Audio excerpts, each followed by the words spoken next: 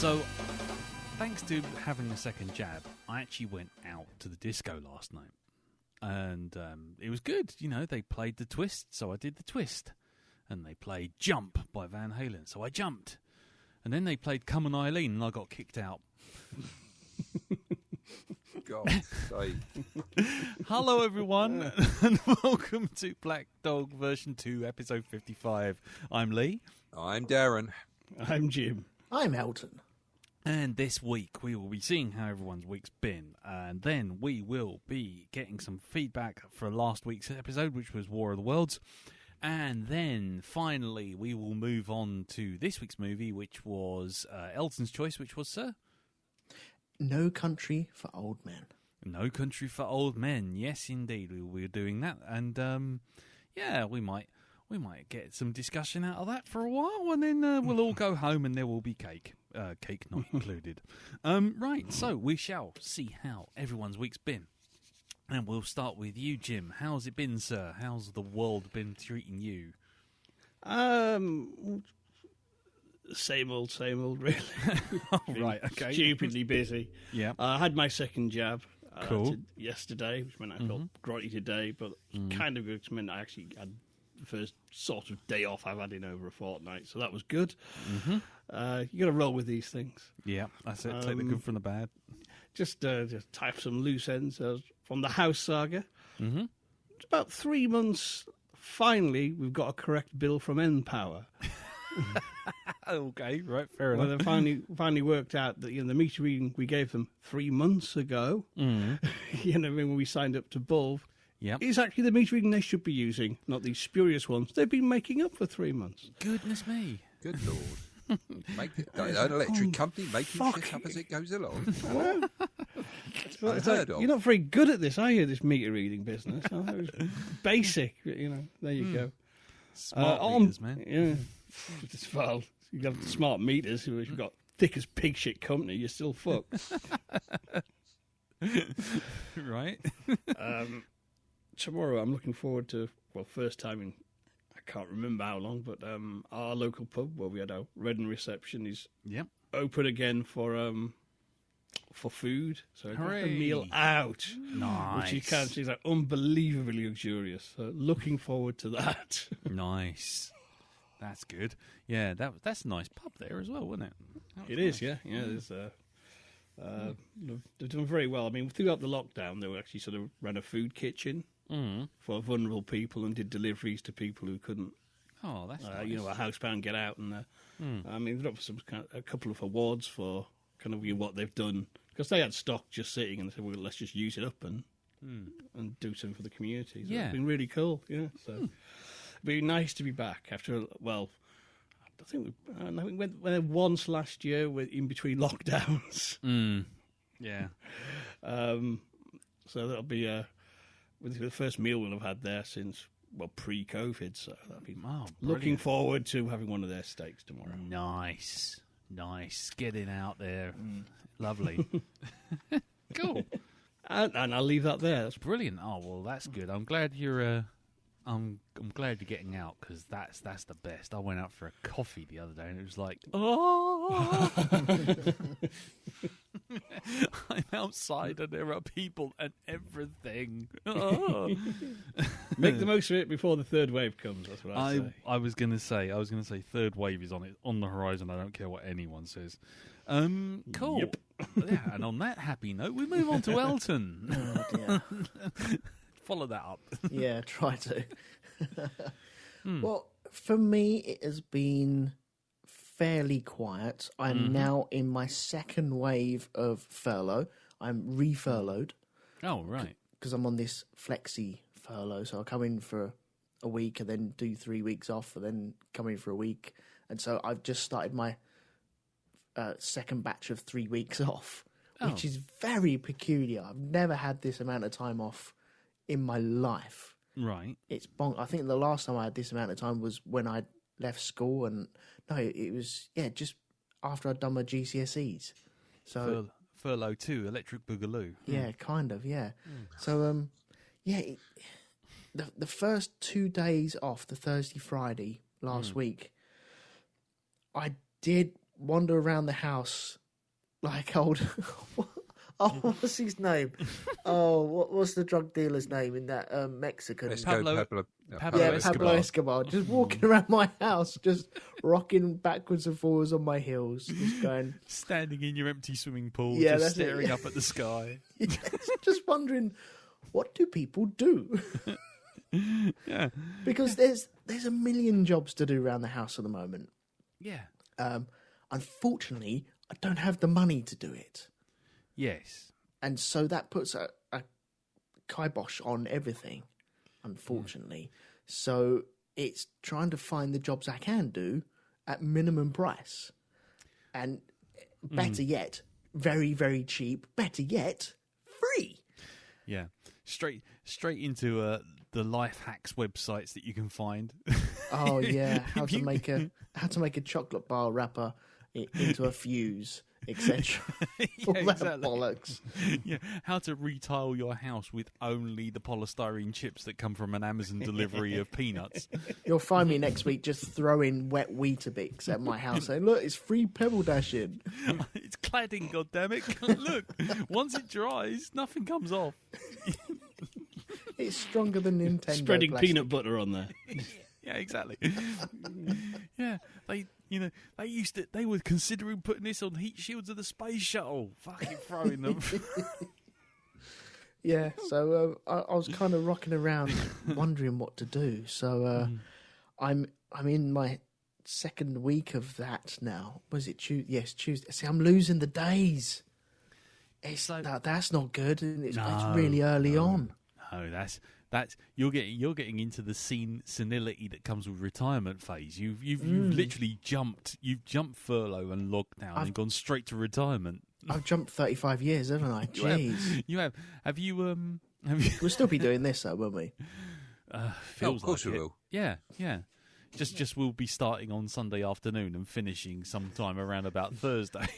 We all fall asleep about 3 times. Yeah, each one of us. Yeah, just the quiet sound of the TV in the common room in the residential home playing in the background. Yeah, okay, so that's good. So this is retirement now, man. This is what it feels like. Well, this is how I think work should be. You come in and really go to town for a week, and then that pays for the other 3 weeks off. Yeah, this is how it should be, isn't it? Yeah, that's sure. That's how our government have been treating it, because they go off, write some books, ignore a couple of team meetings, and then turn up for the last knockings and go, oh yeah, there's a virus coming. Yeah, that's true. Yeah, little bit of politics for you there. So I'm just wandering around struggling. I've now done. I don't know if anyone else is watching this. I know Darren's seen it, but I've now completed season 1 of The Handmaid's Tale. Oh. And when I reported that I was watching that, it was getting dark. It's very dark now. Oh, trust me, mate. Going into the next season, you better get your infrared goggles, right? Yeah. Okay, you're gonna need them. Need my predator vision. Yep, and then after that, for season 3, put on a pair of infrared goggles on top of the infrared goggles. All right. Because it's one of those, oh man, this is dark, and then the next season goes, or the next episode goes, oh really? Well, hold my drink. Yeah. It's black. it spirals, man. You're going to spiral. Give it a few weeks before you watch the next season. It's Black With Cat that- in a coal cellar. Without giving anything away. Darren, do you remember the very first joke that they played on the girls at the very start of season 2? No. Yes. Yeah. When they got out the cars? Yep, they got out the cars and went into that lovely big auditorium. That's it, yeah. Yeah. Oh, how we lolled at that. Oh, God, did we? Oh, how that was Yeah. funny. Yeah. Oh, That- that's just the opening bit of this season. That is Yep. crazy. So I'm really enjoying it, though. It is one of those difficult Oh, things, it's so isn't good. it? It's good. It's really well written television, and it's just like you feel wrong saying you enjoy it because Yeah. that's what you say about every other show that you watch and you think is great. But with stuff like this, it's like, do I feel good saying I enjoyed it? This is the thing. Or do you say I appreciate it for, that it's very effective, very well written entertainment? You got to put your words out there correctly, because say you enjoy something like this, it's just wrong. It's just like, no, you can't, it's just, I don't know. I don't think it's wrong to say you're enjoying something, because that shows that it's giving you entertainment in a way that you appreciate. I don't think sitting there and going, "Oh no, it's got some bad things in it."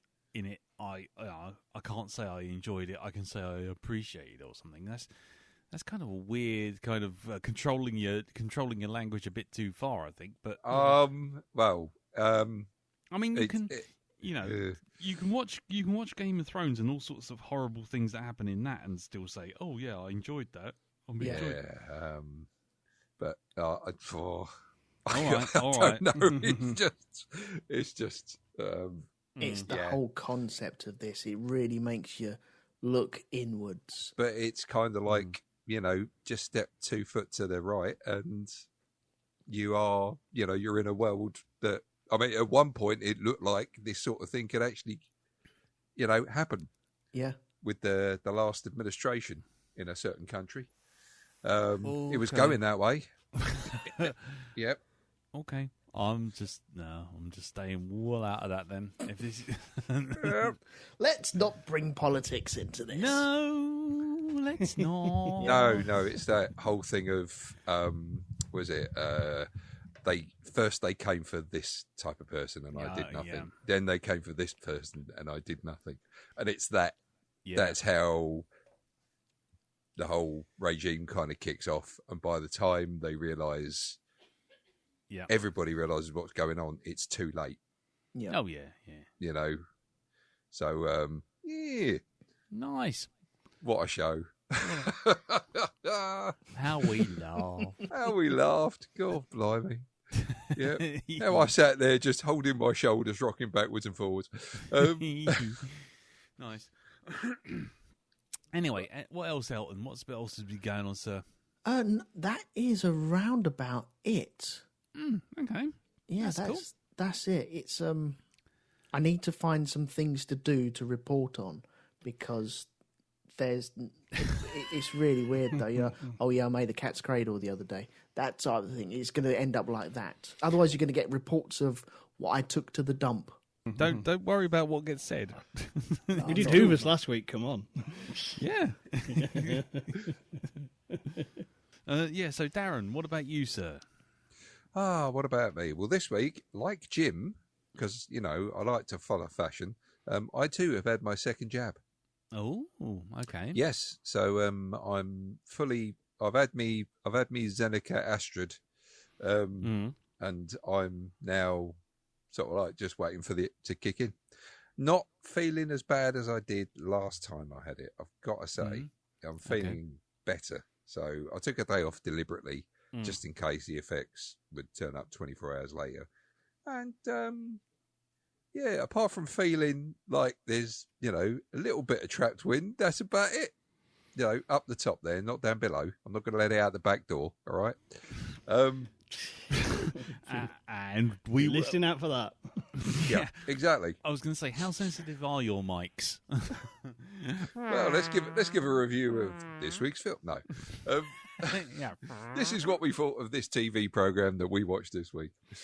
Yeah. So there we go. So I'm fully done now. So it means I can travel to places and what have you. I'm fully done. I'm fully done. We had the cat done the other day. Yeah. now Darren's fully done. Yeah, exactly. We can release him back out into the wild and not have any surprises come home with him. Yep, that's it. Yep, won't be doing any of that dodgy stuff. I've been fixed. So right. Fair enough. So there. So okay. That's one thing. Let's see, what else did I done this week? Watched a TV series on Netflix. I think I'm about halfway through it now. It's called Haunted. It's not. I don't think it's been out very long, Mm. but it's basically a group of people sitting in a room, Mm. and what they do is it's real people. These are not actors or anything, and they recount like a supernatural experience that they've been through, Yeah. and they've got their family and friends who are all kind of connected to it at the time, Right. and they reenact this stuff with actors. They actually do, dramatize it as they're telling you these stories. Right. And yeah, really good.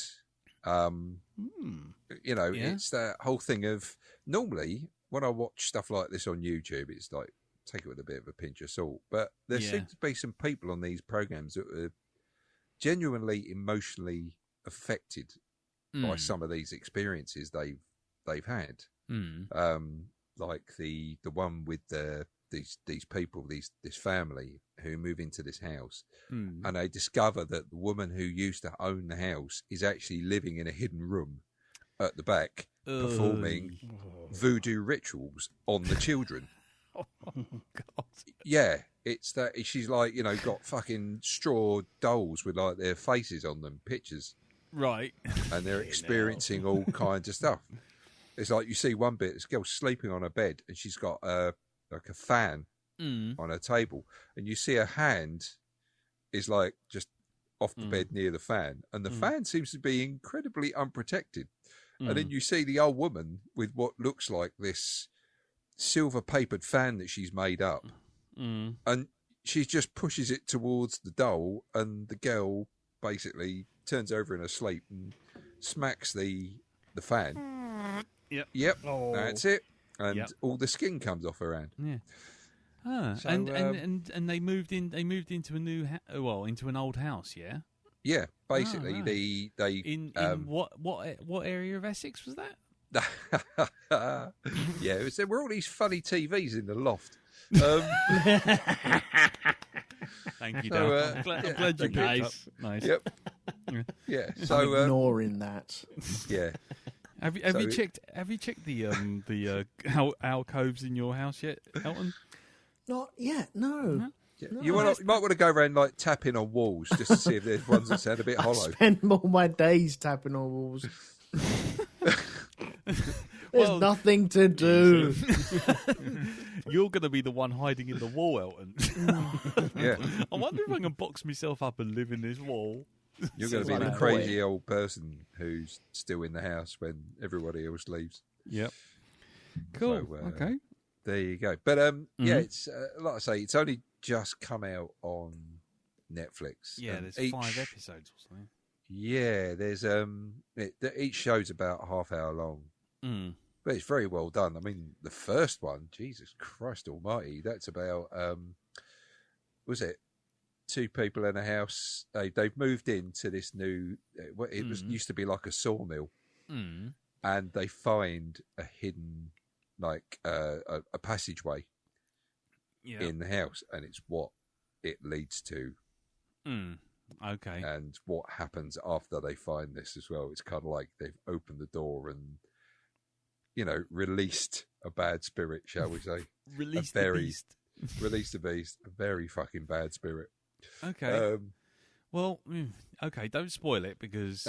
No. Oh, wait. Because I have to say, I'm looking at the images and it looks quite good, but I am also looking at the fact that IMDb gives it a 4.6 rating, Rotten Tomatoes gives it 32%. So I'm a little curious as to where it's kind of really sits. Because what's this called again? It's called Haunted. It's just I'm interested. I'm interested to see it, but I will say that reality TV and ghosts, or horror is kind of one of those things where I can't. I have to either buy into it properly or it feels so cheesy that you just go, nope. Oh, it scared the shit out of me. Oh, yeah. I know it. Yeah, if you watch it, Alan, we'll need a full roast potato breakdown on that one. Oh, no, It's I the won't roast be potato guide. We've had the meat guide. Now we've got the roast potato guide. No, we've always had the roast potato guide. Well, you've got to wait until October for that. Ah, right, okay. It's tradition, Dal. Come on. It It's is. 11 years It of is. tradition. But anyway, okay, cool. So that's Haunted on Netflix. Haunted on Okay. Netflix. Give it a watch. You know, you never know. You might like it. Cool. Okie dokie. Right, okay. Well, then my week, same as you and Jim, I had my second jab. So that's Hey, good. So I'm good stuff. fully vaccinated up. And like I say, I even went out for a coffee. Blimey. A coffee and the nicest tasting cinnamon swirl you ever had. Because you know what? If you're out and you're not sitting in front of your computer, it tastes like heaven. So I had Beautiful. that. Then over the weekend, some of you out there following the Twitter feed, the at Black Dog Podcast Twitter feed, may have noticed that it went somewhat nuts on Saturday into Sunday, as we had the traditional Eurovision piss take for 8.5 hours. So that was good. That was good fun. I think it's Twitter Christmas. It's the only reason to be on Twitter is Eurovision. Because when everyone gets into it and just starts taking the piss, you'll find yourself having full-blown conversations about putting Count Binface up for 2022 with Mark Steele, or and it can just go very, very random. And I love it. So that was good. So we watched Eurovision, and then on Friday, Netflix sent me a notification. Hey, guess what, Lee? Guess what?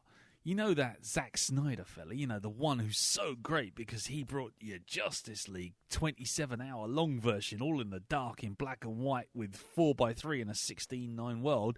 Well, you know what? He brought you a zombie movie. And I thought, okay, well, the last zombie movie that Zack Snyder did was actually not bad. Hold my hands up, not bad, But it was written by James Gunn, who obviously went on to do much better things, with, Guardians of the Galaxy and Slither and all these other stuff. So I thought, well, you know what? Let's have a look at Army of the Dead. You all right there, Dal? Yeah, I'm fine. Sorry. It just sounds like you're falling. I was going to say, it sounds like you fell off your seat. No, my that was it. mic stand's drooping. Oh, right, So, okay, madam. Yeah, don't madam, worry. ooh. Happens to the best of us. Common at that side age. effect, I believe. So I'm just tightening the nuts. I'm just tightening the nuts on the actual shaft of the Nice. Yes. microphone stand. Tighten your shaft with your nuts. There we go. There you go. Oh, God. my tiny hand is frozen. Anyway, Jeremy Beadle song. Bloody hell. Right. Anyway, so I turned on Army of the Dead, and I thought, well, you know what? I'm going to make some predictions. And right before I started to watch it, I made 5 predictions on Facebook. I said something along the lines of, he says, scrolling really quickly, I'm about to watch Army of the Dead. So, pressing play, but before I do, some predictions. There'll be a needle drop opening title sequence, which covers the entire backstory in 30 seconds. There will be slow-mo. There will be a teal or burnt sienna camera filter over everything. Random out-of-place religious symbolism. And random slow-mo shots of bullet casings falling to the ground. Bonus points if they actually bounce off the ground, also in slow motion. Do you know, I covered all 5 of those bingo in under 60 seconds of the film. wow. It is, without a doubt, one of the most tedious, boring, turgid, ridiculous, asinine, rubbish zombie movies I have ever had the misfortune to watch. It's fucking rubbish. And what makes it worse, is that essentially it's 2.5 hours. Right? 2.5 hours. 2.5 hours long. The plot amounts to basically about 80 minutes, but it is 2.5 hours long. And do you know what else is worse? Go on then. That the plot, almost to the point of, parody, is basically Aliens. Oh, right. People go in, don't know what they're getting into, except for one lady who knows everything about everything. They all ignore her. There's a company man who's slightly dodgy, Right. There's a whole fight sequence where everyone's trying to make an escape, and as they're trying to make an escape, the guy kind of gets trapped and he realizes he's got no way out, so he pulls the pin on a bunch of grenades and blows up one end of the tunnel.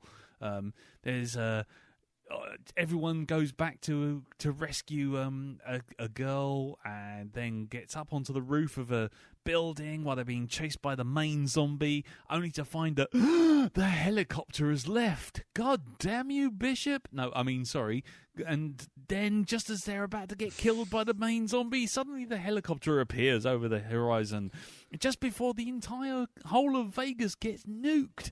Oh, it's just like, what did you do? Just take aliens and then just strip out all the best bits? In fact, there's one bit where they even have characters literally recount lines, including the lines, "I don't know what's worse, you don't see them fucking each other over." And it's just like, you almost just waiting for a goddamn percentage to be stuck on the end. Dear. It's just... And it's to the actual... And it is between the two characters. You would say, that's the Ripley character there. That's the Burke character there. And you're just like, what a pile of shit. But worse than that, there's so many things in it where you go, okay, this is gonna mean something in a minute. This is gonna lead to something in a minute. So, like, for example, just giving you an example, you see one of the characters. The idea is that all these, there's a zombie outbreak that basically decimates Las Vegas, but while it's happening, the army and everyone move in and wall it all off before anyone gets out. Which, let's suspend disbelief for that, but it happens.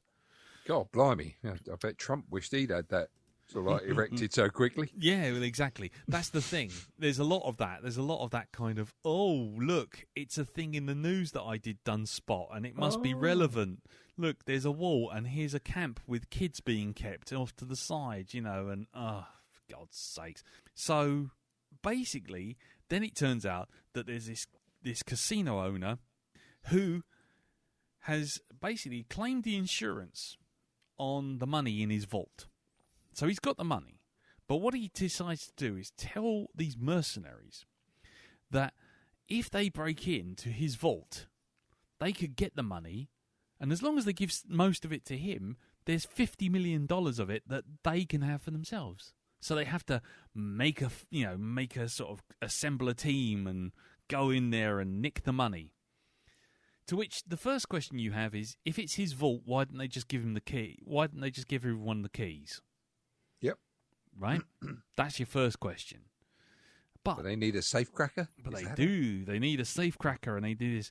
But anyway, so then they get this... So they need a montage. Yeah, you need a montage of, God damn it, you son of a bitch, I'm in. One last job. Yeah, one last job. Yeah. I'm gonna get $2 million. I'm in, sort of thing. And then, in the meantime, you get a second plot with this bunch of people in the camp. The refuge camp, which is basically people who were in Vegas when the outbreak happened, and they're being kept off to the side just in case they're infected. And they've been breaking in and out of Vegas to try and nick money from the fruit machines. So they have money to actually get out. Reach for the skies, guys. Reach for the skies. That's right. And one set of girls go in and never come out. And then it's down to Dave Bautista's daughter, who is friends with these people, to get Dave Bautista to also get her to come along so they can go on a rescue mission as well as getting money out of this vault. Right.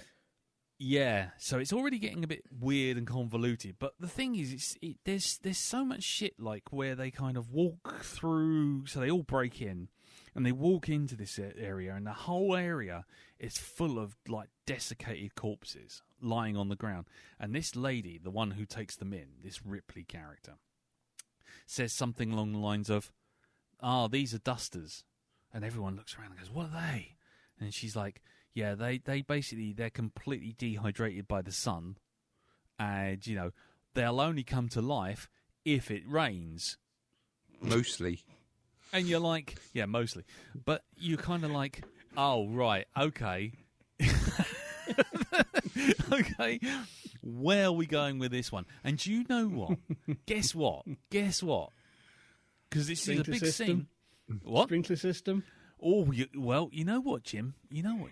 I think you're putting too much thought into it because you know what?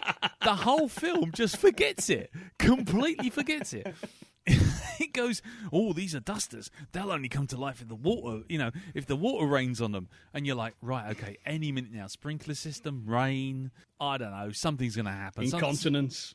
Yeah, exactly. Water from someone spitting on them, I don't know. Billy spills his drink on the bed. Exactly. But you know what? Film forgets it. Never ever gets referenced again. There's another character who walks around with essentially a massive diamond like buzzsaw. And every time anyone goes near it, he goes, "Hey, stay away from my buzzsaw." And you're like, right, okay. And then the company man, who's clearly the dodgy bloke, the Burke character, picks up the buzzsaw. And the bloke goes, "You pick it up again, I'm going to kill you." And you're like, right, okay, cool. So that buzzsaw is clearly really fucking important because we've had like 5 references to that now. His mumble for him. Do you know what happens with that buzzsaw? Fuck all. and that's the problem. Every time you think, oh, this is important, something's going to happen here, fuck all happens. And it keeps fucking happening. The thing is, the whole film is just, it's like, there is such a good idea at the heart of it that you think, brilliant. But then when you see the actual execution, it's like you see the credits and it's like directed by Zack Snyder. You're like, okay. And it's got written by Zack Snyder and you're like, hang on. No. And then it's like cinematography by Zack Snyder. It's like, what? It's like bloody, was it little Dennis Waterman? I sang the theme tune and I wrote the theme tune and I am in it and I can sing I Can Be So Good For You. I mean, it's just like, oh, for goodness sake, Zach, put it Jonathan away, Cohen was on the piano, but it was Zach who really played it. Exactly. And the film just is a continual list of shit that you just keep going, well, hang on. I mean, there's one point where they're fighting all these zombies, because zombies are just everywhere. And basically, they're fighting all these zombies. And about 10 minutes into this fight, suddenly, like 4 or 5 come around the corner, and they've got bright blue eyes. And you think, oh, what's this all about? They all get blown away, and then it turns out, like, 3 of them, you see their faces have been blown off, and they're robots, like Terminators. What? Exactly. You go, I don't understand what I'm hearing. No. And you go, what? And then the film just goes, nothing. Doesn't even acknowledge it. Nobody acknowledges it. They just go, yeah, but it carry looks on so running. cool. It looks so cool. Then you get robots that can do like kung fu kicking fucking Mortal Kombat style moves. Then you get a whole thing where they get down into the vault and they find out the vault's been booby trapped and there's like different floor plates, and if you step on them you get like Indiana Jones style, darts in the face for one, and then there's the door, wall closes on them for another, and spikes and flames and all that kind of crap. And you think, right, so what do? Do they just throw some stuff on the floor plates? Like Indy does, when he gets the stick and he puts it on the floor plate and the dart comes out and it's the floor plate. Oh, no. There's this long convoluted sequence of them going upstairs, getting hold of a zombie, putting it on a trolley, bringing it downstairs, and then releasing it into the sort of corridor, and then being surprised when the zombie doesn't walk randomly down the corridor, but instead turns around and walks towards them. And so what they end up doing is they end up having to take things like bits of hands and stuff like this from the other zombies, microwaving them and throwing them down the end of the corridor. Because apparently zombies hunt by heat. Which immediately then beggars the question that if they're in the fucking if they're in the the Arizona desert, what with being in Las Vegas and all, wouldn't they have all been super hot and wouldn't they all just eaten each other? Well, I think Death Valley's just down the road, so yeah. Yeah. I think so. You know, and that's the problem. You're sitting there all the time just going, but why? just why? And because now it's cool, man. Because it's cool. And now, spoilers, right? Here comes the spoiler, right? I'm Right. gonna drop a spoiler on you, and then I'm gonna finish. We're at Bill Murray's in it. We're at about, No? we're about 42 minutes. We're about 42 minutes in. I will do this spoiler. It may take us about 5 to 10 minutes. So if you don't want to hear it and you still want to watch this piece of shit, God be with you. But fucking you bring it on yourself. So jump forward 10 minutes. Here we go. Right. So they get into the base. They get into this place. They break into this vault, which they shouldn't have had to break into because the bloke owns the vault. Yeah. Mhm. It turns out, right, that there is a zombie king, which is the zombie that initially started the outbreak. And then he has anyone who he bites becomes like a sort of slightly more aware zombie. And he has bitten a lady, and so she's like a zombie queen. Right? Okay. Makes sense. Well, I tell you what, you like I say, in a world where you got robot zombies and fucking horse zombies and tiger zombies and Rob zombies, Zombie. Rob Zombie, zombies that are desiccated, zombies that hibernate, you know, zombies that can kung fu kick and some that just shamble along. Why the fuck not? Anyway, so you got a zombie queen, right? Firstly, zombie queen, it turns out, is zombie pregnant, right? They Zombie. have Good zombie lord. sex. What? Yeah, and there is no zombie sex, no. Did he put Zombie, his what the zombie fuck? pee-pee into a zombie foo-foo? I think he might have done, yes. But while the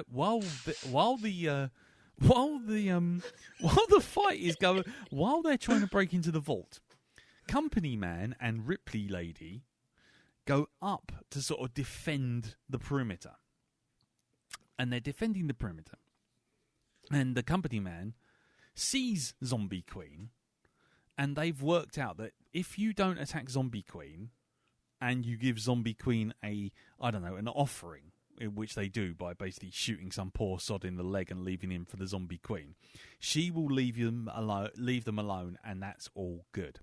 Like a bottle of wine. Yeah, exactly. And then Spa Company... day. No? Yeah, exactly. Yeah. So, yeah, like a red letter day to sort of like, you know, Virgin Gyms or something. But so what happens is Company Man sees this zombie queen. She comes closer towards them, but you know that they're fairly safe as long as they don't do anything crazy. She comes towards them. The Company Man grabs her, cuts her fucking head off, puts her head in a bag, which is still going.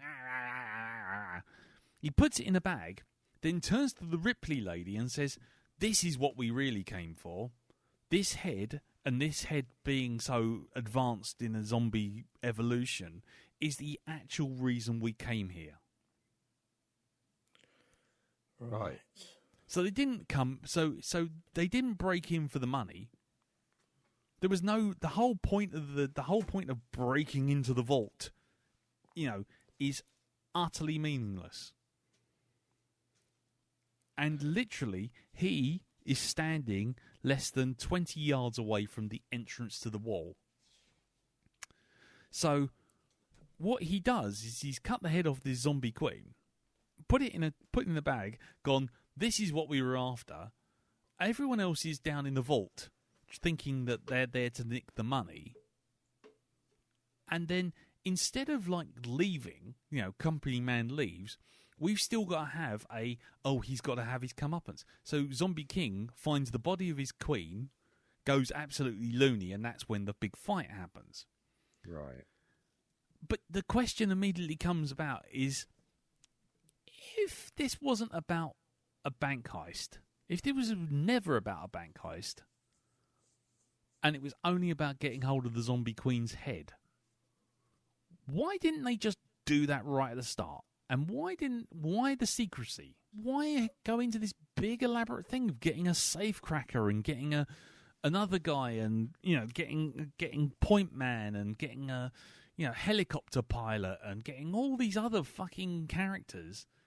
for a safe cracking when they walk in to the actual zombie zone. The Queen is literally standing there, and they take some poor schlub who's an arsehole, they shoot him in the leg and leave the schlub for the zombie Queen so they can make their way out. So you immediately like, well, if they do that in like 10 minutes into the film, and the zombie Queen's literally standing right there, why all this other bollocks? I don't know. No, I don't know either. The whole film is just an absolute tedious slog.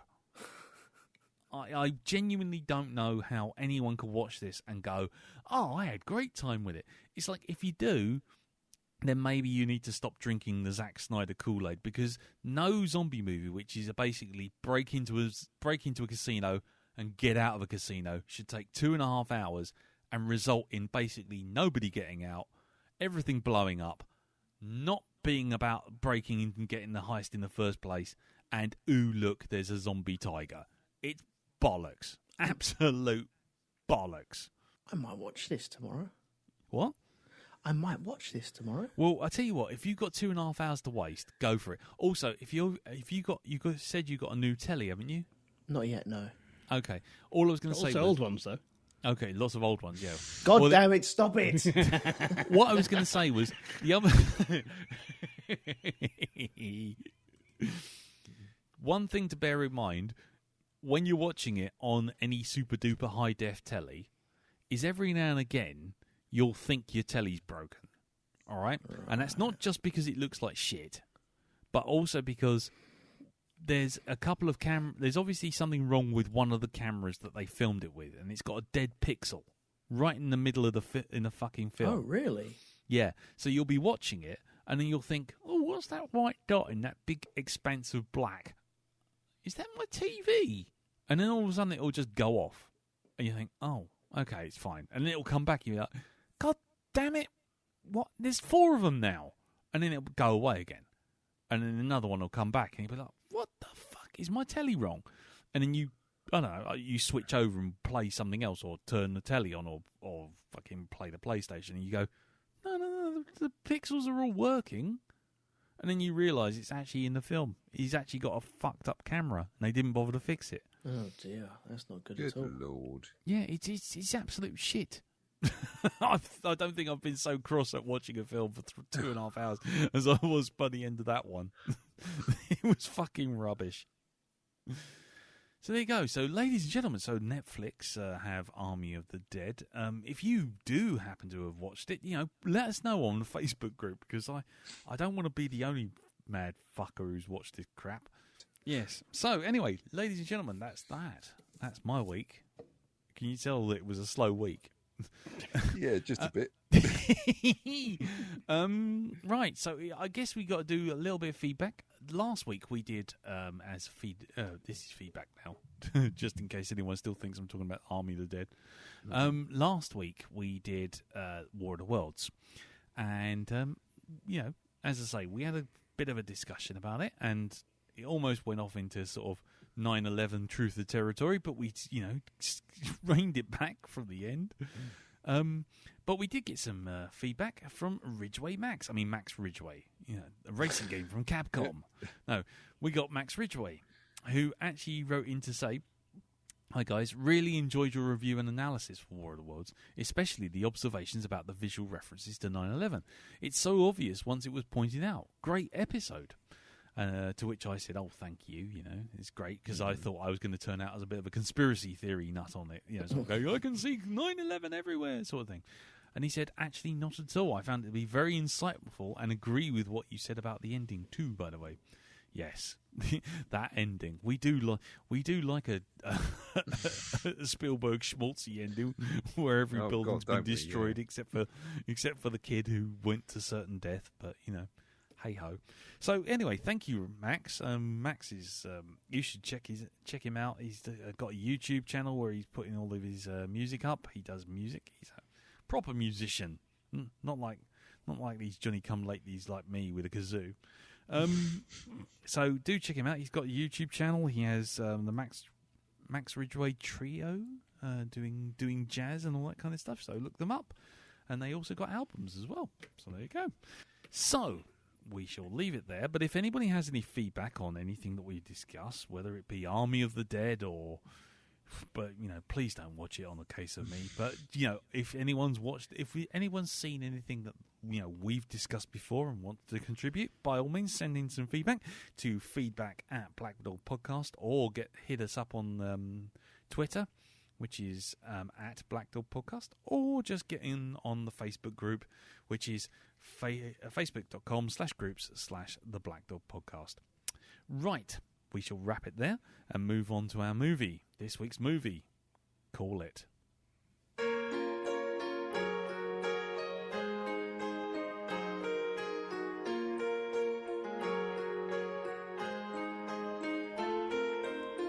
I see it's nearly 5 o'clock. I'm here at home, my work's all done. No question where I'll be tonight, a place of cinematic fun. It's the lockdown, but I will not pout. Oh, my friends, I won't be seeing this out alone.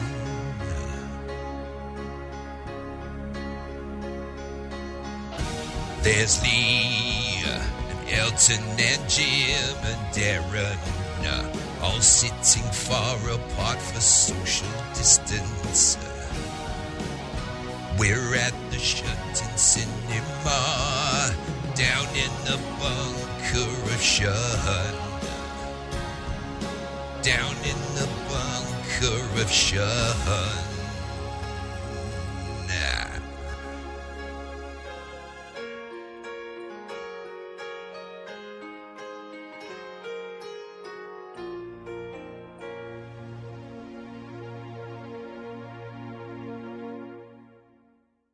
Hey fellas, it's been nearly 5 years. You gonna let me out now or what? No. Right, so No Country for Old Men is a 2007 American neo-western crime thriller written and directed by brothers Joel and Ethan Coen, based on Cormac McCarthy's 2005 novel of the same name. It stars Tommy Lee Jones, Javier Bardem and Josh Brolin. The film is set in a desert landscape of 1980s West Texas.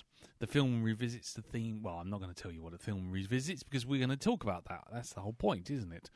And it's a Vietnam vet, played by Josh Brolin, who stumbles upon a large sum of money in the desert and is pursued by Anton Chigurh, played by Bardem, and a mysterious hitman who's tasked with recovering the money, and Tom Bell... Tommy Lee Jones, a local sheriff who is investigating the crime, following slowly behind. The film also stars Kelly MacDonald as Moss's wife. That's Moss is the character played by Brolin, and Woody Harrelson as a second hitman in pursuit of the main characters. The film had a budget of $25 million. How much do you think it made, Darren? Oh, I think 5 silver coins flipped and, heads or tails. Heads or tails? Take a guess. Okay, right, yep. Fine. Jim, how much do you reckon? 35 million. Okay, well, however much was in that suitcase. Yeah, what about you, Elton? 2 rooms, please. 2 rooms. Just keep driving. Don't stop. Anyway, actually, it made $171.6 million on its release, so it did quite well for a $25 million budget movie. Right, so as this is your movie, Elton, we will ask you last, but as ever, let's do the round table opening, and, what did everyone think about it? So we'll start with you, Jim. What do you think, sir? I enjoyed it. I think it was the second time I've seen it. But I do have a couple of reservations with it that didn't go away the second time. But, Okie we'll get into that later, I'm sure. I'm sure we will. Okie dokie. Darren, what about you, sir? I sat there engrossed throughout the film. Again, like Jim, I've got a couple of reservations where this film is concerned, because it would be an absolutely brilliant film if it weren't for certain aspects. Mm-hmm. Yeah. Okie dokie. For me, I'll give you, as I mentioned last week, basically, when I first watched this film, I bloody hated it. I did not like it at all. I didn't say it was a rubbish film, not at all, but it just really I really took against it. It rubbed me up the wrong way in every conceivable way. This time round, however, watching it with a slightly older viewpoint, shall we say, I think it twigged. I think it just clicked with me, and I thoroughly enjoyed it. I've got I came away from it feeling like I sort of suddenly had cracked the code. I think that's probably the best way of putting it. And once I'd done that, all the bits that I previously had problems with, though there is one that I do still have a problem with, but most of it, I suddenly was like, oh, that's actually the theme of the film. That's the reason why it's there. You know, these things happen the way they do because of X, Y, and Z. And it all just suddenly, it was like a tumbler lock. It all just suddenly went click, click, click, click, click, click, click, and then that was it. And I came away quite a lot more satisfied than I did the first time round. And like I say, I think it's because when I first watched it back in 2007, you know, I had a different outlook and a different perspective and a different tolerance for certain things and themes. But now, obviously, I've got a different outlook, and it really did kind of, you know, click. So I have to say, I thoroughly enjoyed it. Like I say, not to the point where any issues would have I would be a game changer. Let's put it that way. Yeah. What about you, Elton? I mean, you did pick it, but obviously, so I picked this. I've known about it since its release, and it took me forever to get round to actually watching it. I think it was 2 years ago I first watched it, and I really enjoyed it. Second time, I watched it about a year later and understood it a little bit more. And I think every watch, I just get a little bit more out of it. And this time around, I can't fault it. I know there are some people have niggles with certain things, and I'm kind of hoping that you guys have them niggles so we can have a little tete-a-tete about it. Yeah. But I love this movie. I think it's brilliant. I don't think it's one that you could watch too often, though. Otherwise, you just ruin it for yourself. And it's not a film I want to ruin it for myself at all. But I really do enjoy this. I think you've got some great characters in there. I think you've got amazing performances. And there's lots of aspects that I really like about this. So yeah, it's in a top 10, maybe top 20 movies I would take to a desert island with. Oh, right. Okay, fair enough. Cool. So there's our overall thoughts of the film. We'll get into it now, I guess. Find out what everyone, you know, ups and downs. because this is a film that doesn't well, I guess probably the best way of putting it is it makes the audience work. Is that safe to say? I mean, is that how everyone feels about it? Or is it just that there's bits that are just missing and don't like? I mean, I think probably it's easier to go through the bits that niggled people first, I guess, because that's where the discussion's going to come. And I think, you know, I've got a viewpoint now from previously detesting this film on a personal level to suddenly like, I see the light. Yeah, I think the niggles would be a good place to start. Good place to start. So, yeah. I mean, okay, let's go through them. I mean, Jim, you started off with like sort of hinting there was a few. We'll start with you. There's the main one Really, and it's the one it jarred me the first time I watched it, and it jarred me the second time as well. And it's the very last scene. I can see what they were going for, but to me, it just doesn't quite land it. If you'd left it, you could have cut it at 2 points. Sugar staggering off down the street, fade to black. I'd been happy with that. That'd been fine. Or you have Tommy Lee Jones, he's kicking around the house, and then you cut that scene where he says he saw his dad in a dream, and even though he's now older than his dad, he's still the youth, and leave it there. You don't need anything else after that, because that's the crux of the movie, really. Okay. That the universe moves on. You get to a point in your life where you realise the world you grew up in has gone. Yeah. And there is no country for old men. You know what I mean? Yeah. But when you're frozen, everything else is passing you by, and it's kind of, even though he's now older than his dad's still the old man. He's still the kid, and he always will be. And because you're sort of trapped in that tricks time plays on you sort of thing. And I don't think we needed the rest of that scene, really. It just sort of. I understand kind of we're not going to wrap this up in a big bow and here's the point and here's a meaningful speech. But at the same time, it just feels like the film just right at the end just goes.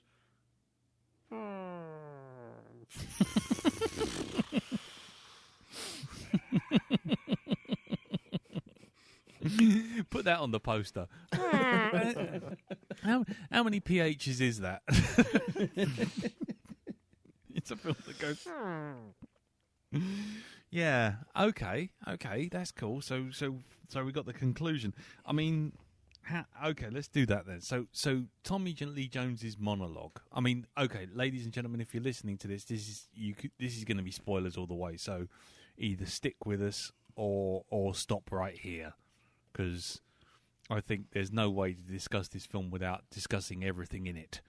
So, if you are interested in seeing this and you haven't seen it yet, I would suggest you go off to Netflix before May 31st when it leaves, or dig it up somewhere else and then come back to us once you've watched it. It is on Amazon Prime at the moment as well. I didn't realise that at the time. Oh, cool. Okay. So, it might be leaving Netflix, but it's still on Amazon Prime. Cool. Okay. Well, there you go. So, ladies and gentlemen, like I say, this is your final spoiler warning. We are starting onwards into the land of spoilers.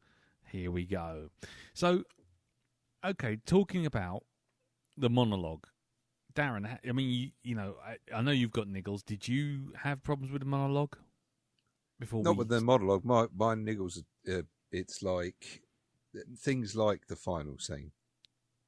Inexplicable stuff happens.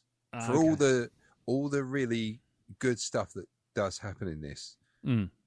It seems they throw an inexplicable event in there, like the crashing of, the car into the side of Javier Bardem's car for no reason. It's just like, well, this makes no sense. For the plain fact of the matter is, this is a man who's very careful about what he does, right? Very meticulous. Why would he lose? Okay. All of these are great discussion points. So I think what we'll do is we'll do the Tommy Lee Jones bit first. Okay. And then we'll come to that crash, because that crash to me has a lot of significance. But we'll get to that in a sec. So with the monologue, I mean, what did you take away from it now when he does that bit to camera? Did you feel like it was kind of putting a little finale on the whole thing? Did you get it, or did you think, like Jim, it kind of deflated the entire movie? I mean, to tell you the truth, I can't even remember what you said in that last bit there.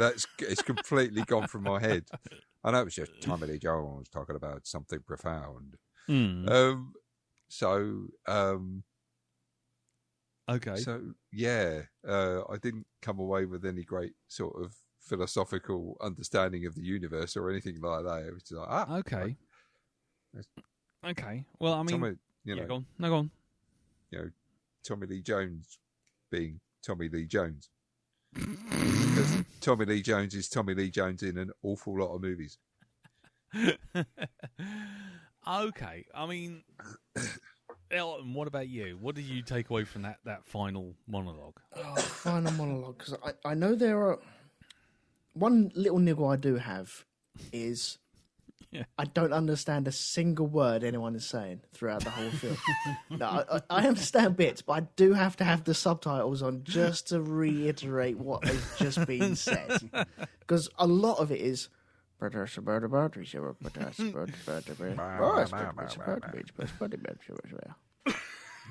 it's a lot like that. And you're like, I need the words, don't I? I need to follow along with this. So I did have the subtitles on. And it was only when Tommy Lee was talking to someone else, especially when he went into the old timers' cabin. He's like, oh, shot on the porch. Oh, yes, yeah, dead. Oh, okay, fine, brilliant. I need to rewind that and then read this and work it out, which is fine. I get it. It's cool. With the end monologue, you kind of have that thing because you know that he's now retired. I know the wife sits down and says, oh, you've got all this free time now, you're retired. I didn't need that. Because he's in civvies, I automatically assumed he was retired because he's been talking about it and edging towards this isn't a world for him anymore. He's kind of pushing his luck. And you can see that when his mate goes into the trailer park where he follows his mate in behind him. He's like, no, send the young one in to do the shootout. And I follow up behind and get all the glory and also don't risk getting shot.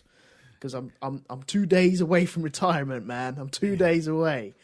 But yeah, once again, going into the monologue that I didn't quite latch onto. I know the first part's about his old man and him being the older person out of that, etc. Yeah. And it's about the time that has passed and was the world any different. But then you have to look at... there's another one where he's talking about a man carrying a horn with the embers in it to light a campfire somewhere else. Or is that the dad one as well? That's still the dad. I mean, that's still the dad one. There's two, basically. Two dreams, though, aren't there? Two dreams, and both are about his dad. Yeah. Two dreams. One, he gets some money and he's lost it. Yeah. And that's then it, the other yeah. about making the fire. Yeah. Well, the money one is kind of what Sugar's gone through. He kind of nearly had the money. Oh, no, it's about Llewellyn, isn't it? Yeah. Because he had the money and then he lost it. And it's also about sort of pursuing. It's also about pursuing a prize that you never achieve. Yeah. You never gain. You're after something that's unattainable. And Yeah. But I don't mind the monologues. I think it's more like the actual theme of it is building up to, without saying the title of the movie, which I love when they don't say the title of the movie, because I hate when they say the title of the movie in a movie. And imagine if the last line was, well, they say no country for old men. I'm like, oh, fuck, you didn't have to do that. Wah, wah. Yeah, but they're going about it a certain way, and it is that fade to black. It's, well, the world would have carried on without you anyway type thing. The world keeps turning, and the world keeps progressing. Yeah, that's the thing his brother says. Yeah. I've seen this before. I've seen what happens when, the world goes past you, and if you think it's going to stick with you, then that's basically vanity.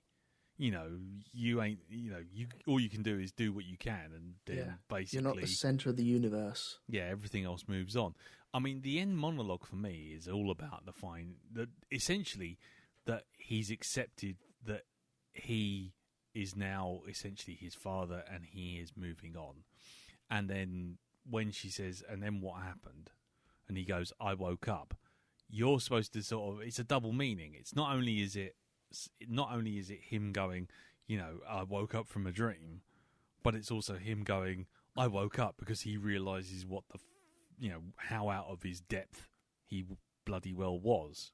Yeah. And how out of his depth he is in relation to the world.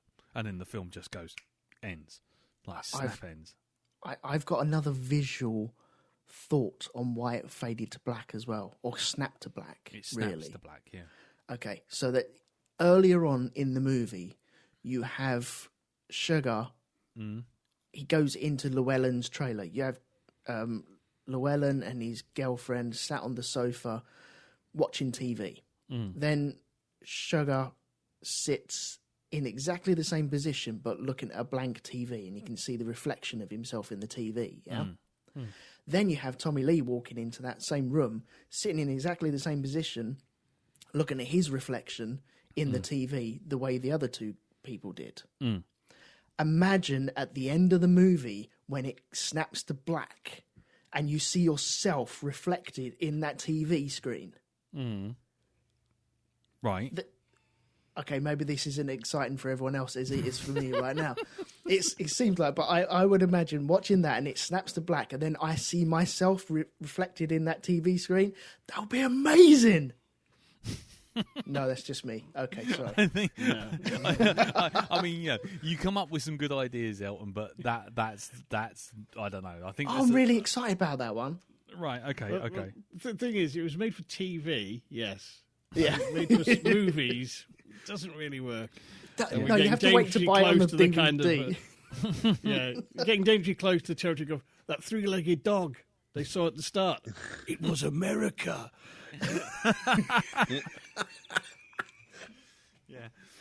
Yeah. I mean, the symbolism of a TV and nothing being reflected back but yourself is, I guess the idea is, it's just, you're looking at nothing and getting nothing back. You're looking into the abyss. I don't know. You can pull that idea about 60 Ways Till Sunday, but I mean, as far as I'm concerned, I think it goes back to the theme that's constantly going on all the way through it, which is you're always on a path, and the path is leading you to a point, and it's just like there are confluences in that path and where people meet, and they've all missed each other, but they're all in the same point, if you know what I mean. Yes. So the TV is one place because you recognise that position and that location, and then later on it's, in the hotel as well. or the shootout, that sort of thing. They're all in the same place but at different times, and that's the thing that Sugar says about with the coin with Kellyanne or whatever her name is, Jillian, or just she's like the coin has no say in my me living or dying. And he goes, neither did I, but yet we're all here. At this point, this is the point in time where they all come together. This is it. So it's the same thing. These three characters are all in at certain times in the same place, but different times, if you know what I mean. Missing each other, so it's fate that they're not, not aligning. But anyway, okay. Well, I mean, to be quite honest, as far as the monologue is concerned, the first time I watched this, I was just like, "Oh, just finish the fucking film, will you? Just do me a favour. We know what it means. Just finish it." But this time round, I got a kind of lock that the whole film wasn't really about Josh Brolin's character or Anton Sugar's character. It was all about Tommy Lee Jones's character. Well, Tommy Lee Jones's character is the only one that kind of develops, because at the beginning it opens with his monologue about looking back at the past and kind of looking at it with rose-tinted specs. Yeah, some sheriffs. And by the end of it, he's kind of like, "Oh, God's sake, this country isn't for me," type thing. Yeah, but it's like I don't want to go in. I don't want to go in. Look at this crime. I don't want to. I'm not afraid of facing things, but I don't want to go into things that I don't understand. Yeah, which is essentially what he's on about. But anyway, okay, so that kind of deflated the movie for you then, Jim. That monologue. Well, I just felt that the movie just kind of it just starts mumbling at the end, and I think kind of it didn't. It is trying to do this sort of oblique ending, but at the same time, it's laying it on with a trowel. Yeah. My father's gone ahead to make a fire, and he'll wait for me. And it's going, yeah, I get the symbolism, but we didn't need that. And the losing the money is kind of that's the idea of the past you had is gone and lost. Yeah. You know, your father's time is the money he gave you, and the belief in the values that may or may not have been actually there in the past, but that's gone anyway. Whether it was real or not, it's gone. So you could do, I think for me, you can do one dream or the other. Just don't do both. It just feels. Yeah. The first time I felt it just kind of was a bit like, what? It just stopped. Okay. You're wrong-footing me, fair enough. And this time it's kind of, I see what you're going for, but you don't need two dreams. That feels like lazy writing. It's just kind of, and another point. He'll have another dream just so kind of, fucking get it in your fucking heads. Yeah. As the feedback comes ringing down the line. But it's trying to do it in a very nonchalant kind of like, we're being very oblique and clever, you know. That three-legged dog was America. I love that. The three-legged dog was America. That's going to sum up every time we get into Sude's Corner, isn't it? Every time we get into what is this guy going on about? The three-legged dog was America. That's going to be it.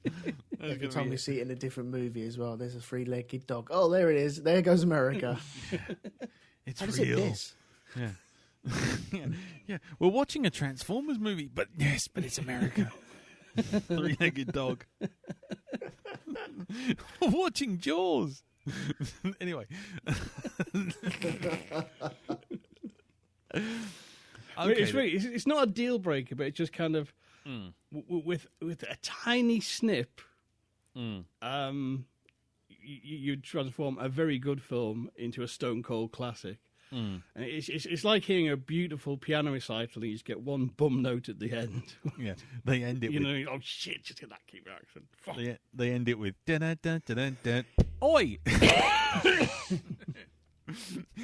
and it's staccato and fugue, and then we just go da-da-da-da-da-da. Oi! At the very end.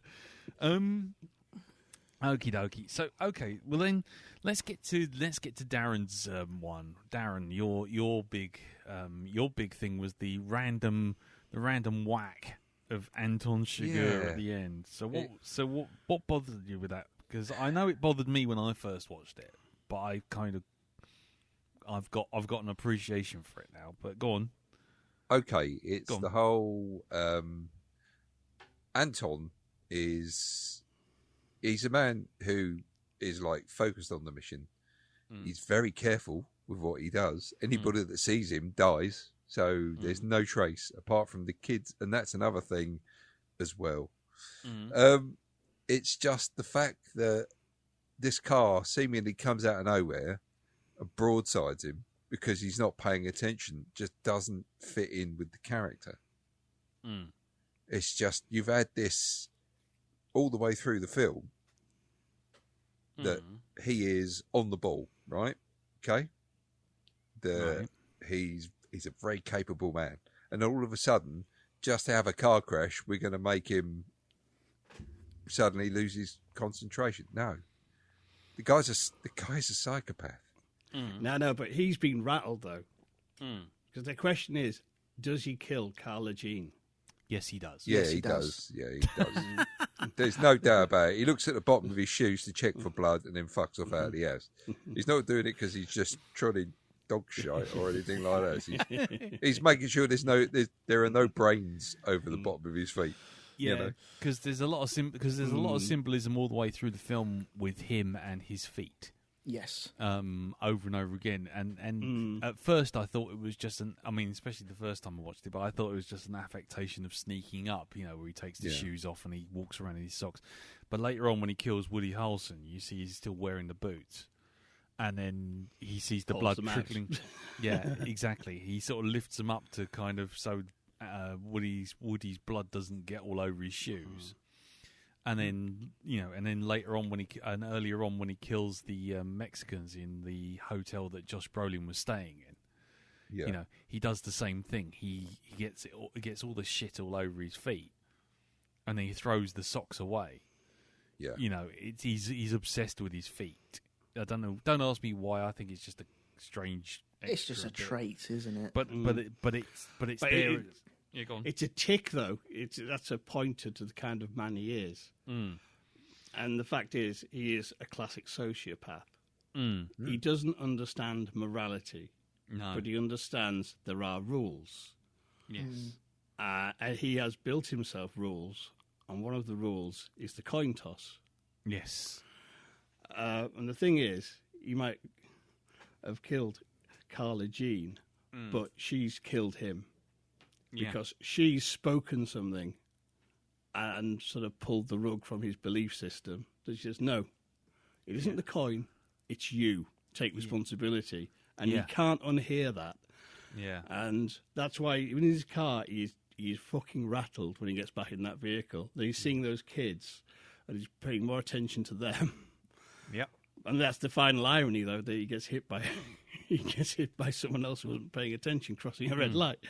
You know what I mean? It's that kind of you've lived by randomness, and now the rules of the universe has dealt you some very ironic randomness. Yeah, I mean that's how I kind of took it as well, because in the whole film, and especially like the scene with the coin toss and the guy at the gas station, it's all about the whole film, and then even the conversation he has with Woody Harrelson. The whole thing is, the theme running throughout this is this kind of unknowing, you can't understand the rules of the universe, but they're leading you to positions and points in time. And essentially what it's saying is, like, you know, Woody says, you know, sort of like, oh, you know, we can work out a deal. You don't have to kill me, all this sort of thing. And then, you know, and he says, you know, I'm just following rules. And then Anton Chigurh looks at him and just says, well, if you're following your rules have led you here, so how good are your rules? And the whole point is that it's all about random chance. The whole film is about random chance. And it's all about sort of like, you know, that guy at the BP station, the petrol station, he gets away because he calls heads, and it's his lucky coin, so therefore Chigurh doesn't kill him. And then later on, you know, Chigurh sort of runs across by luck, pure luck, runs across, you know, driving down the road and finding the beep from the case. You know, how do the Mexicans find, you know, Josh Brolin? It's all constantly bits and pieces of luck, of people just happen to be in the right place at the right time or the wrong place at the wrong time. And it kind of, you know, you kind of feel like, as you say, Chigurh's in control of everything. But he is as susceptible to that random chance and luck that the rest of the characters are. Can I say a little thing about that? With regards to the car crash as well. Because he goes across a green light. And he goes across a green light. He gets sideswiped by someone not paying attention, right? But throughout the whole movie, in the gas station where you met the teller, and the reason why they have that conversation in there is because the teller's noticed the license plates on the car, so he's been seen. Chigurh doesn't like being seen.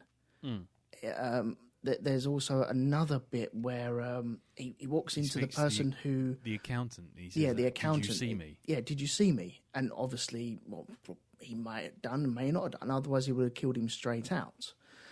So he's got this obsession with not being seen, being like a bit like a ghost, this phantom that walks around and kills people.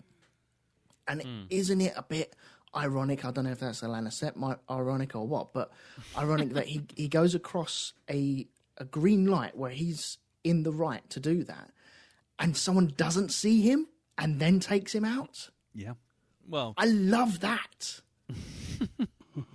Yeah. I mean, that's the other way of looking at it. He tries so hard to not be seen that when he needs to be seen, they fucking hit him. Yeah, they ran into him. And then he says to the kids, "You didn't see me." Well, wasn't that great? Good job that guy didn't see you, isn't it? Christ. Yeah. I mean, that's the thing. And I totally get why that's jarring, because the first time I watched it, I was like you, Dal. Yeah. I was just like, what the fuck is this? I mean, Yeah. really, this guy's been like the Terminator all the way through, and then all of a sudden it's just like, oh, and that's that. It's like, oh, we couldn't. I think I even said it when I watched the film, and then reviewed it on the cast when I sort of just said how your week was, and I just think I said something along the lines of they just didn't know how to end it, so they just had him hit by a car and he just wanders off. Yeah. Which is how it felt to me at the time. But like I say, this time round, I can see that there's so many references to chance, to the fact that you're on a path, you're on this kind of godless but fate-driven path is gonna end you up at a certain point, and where that point happens, you might not necessarily be expecting it. And as much as I hate to say the phrase, because I tell you what, last couple of years have really fucked me off to the phrase, but it's there to subvert expectations. Because this is it. In this movie, you might think you're in a crime thriller. You might think Shigeru is the Terminator with a 1970s shop mannequin haircut. But this isn't that kind of film. no, Josh Brolin isn't the hero. no, He's an arsehole who gets dozens of people killed. Yep. And he was too dumb to do basic 101 of trying to pull this shit off. If you find a big cache of criminals' money, don't keep it in the bag they put it in, because they might be looking for that bag.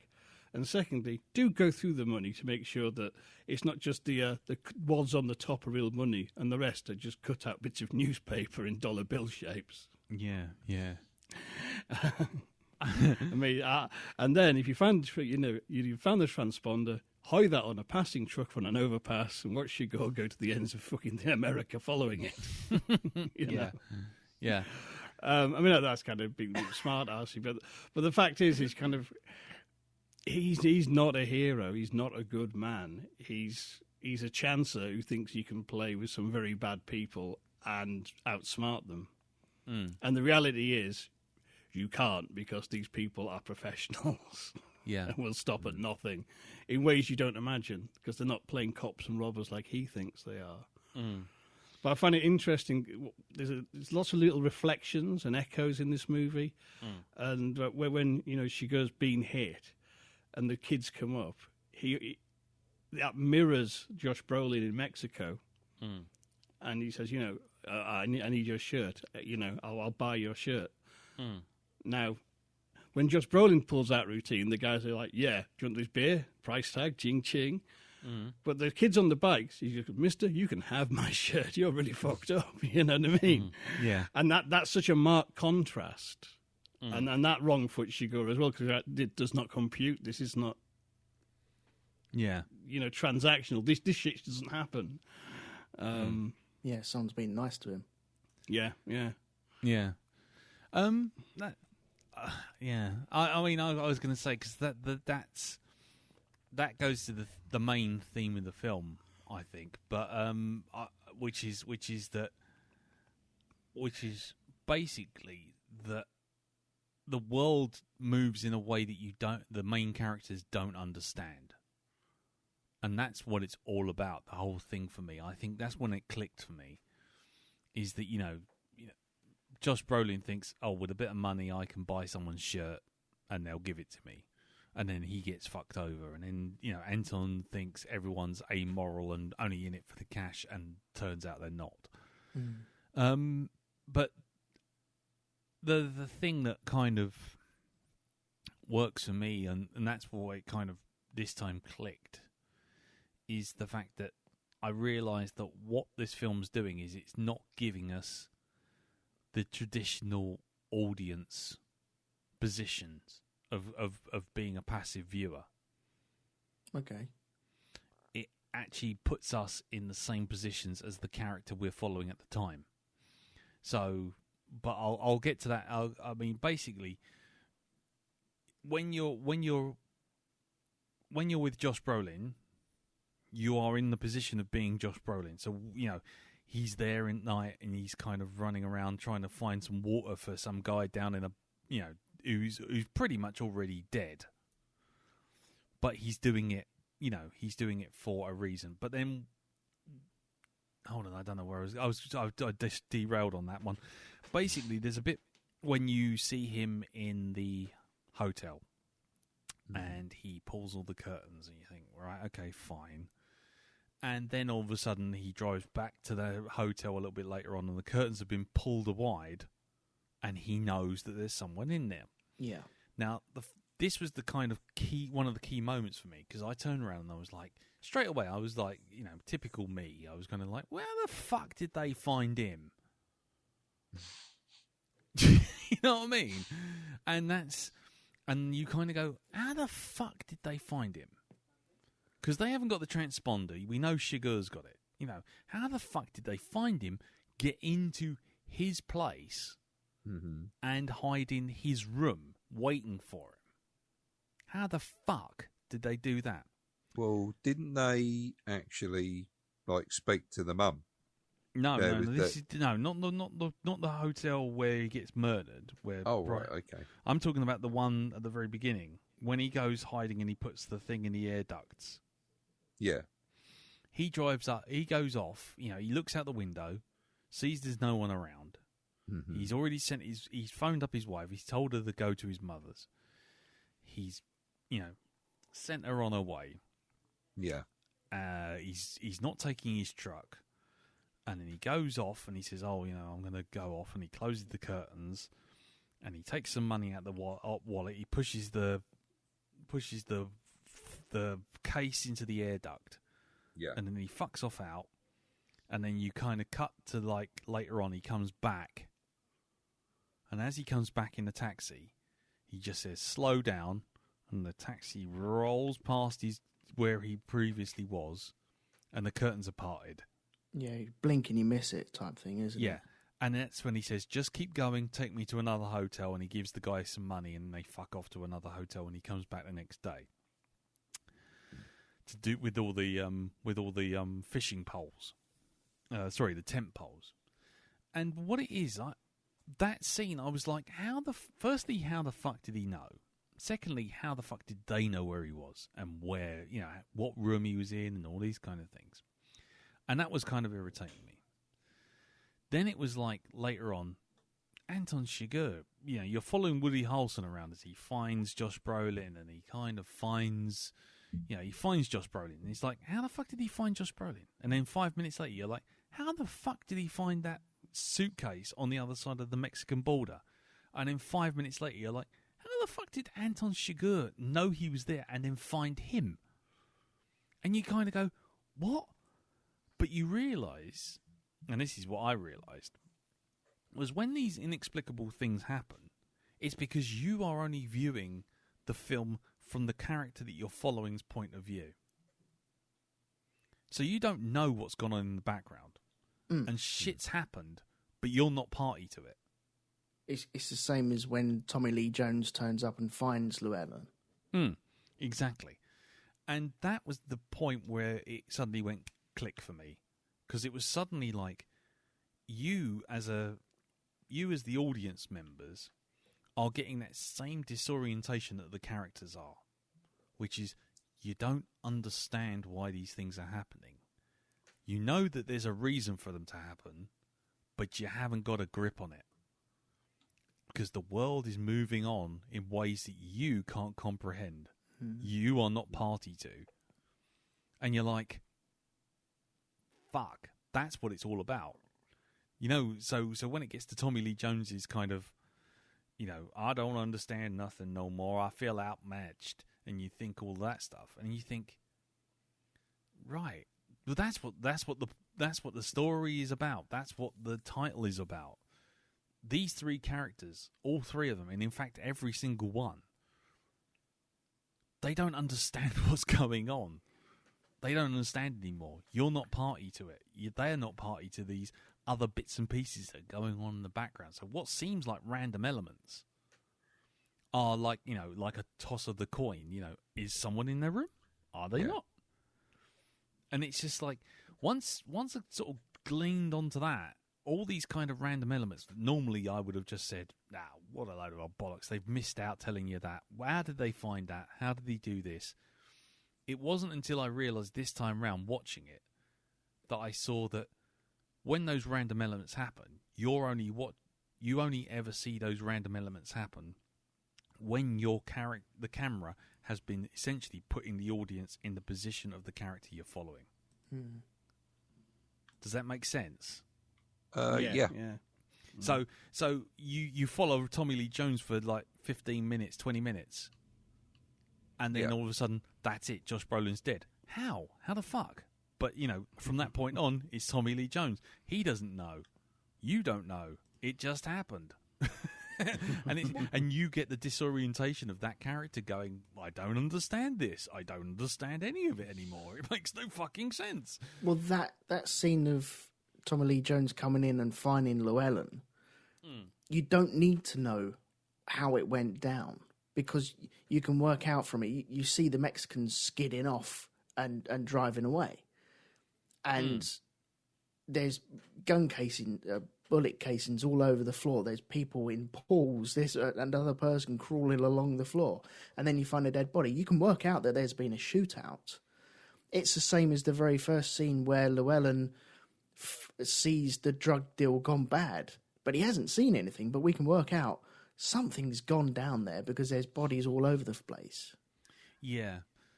I mean, sorry, I feel like I'm sort of dominating this. I mean, the only thing I was saying, and I'll back off a bit, is that the problem is that it's a sleight of hand. It's a feint because that beginning bit is typical, a typical crime thriller, isn't it? Something bad has happened. We don't know what. We're following the main character as they figure it out.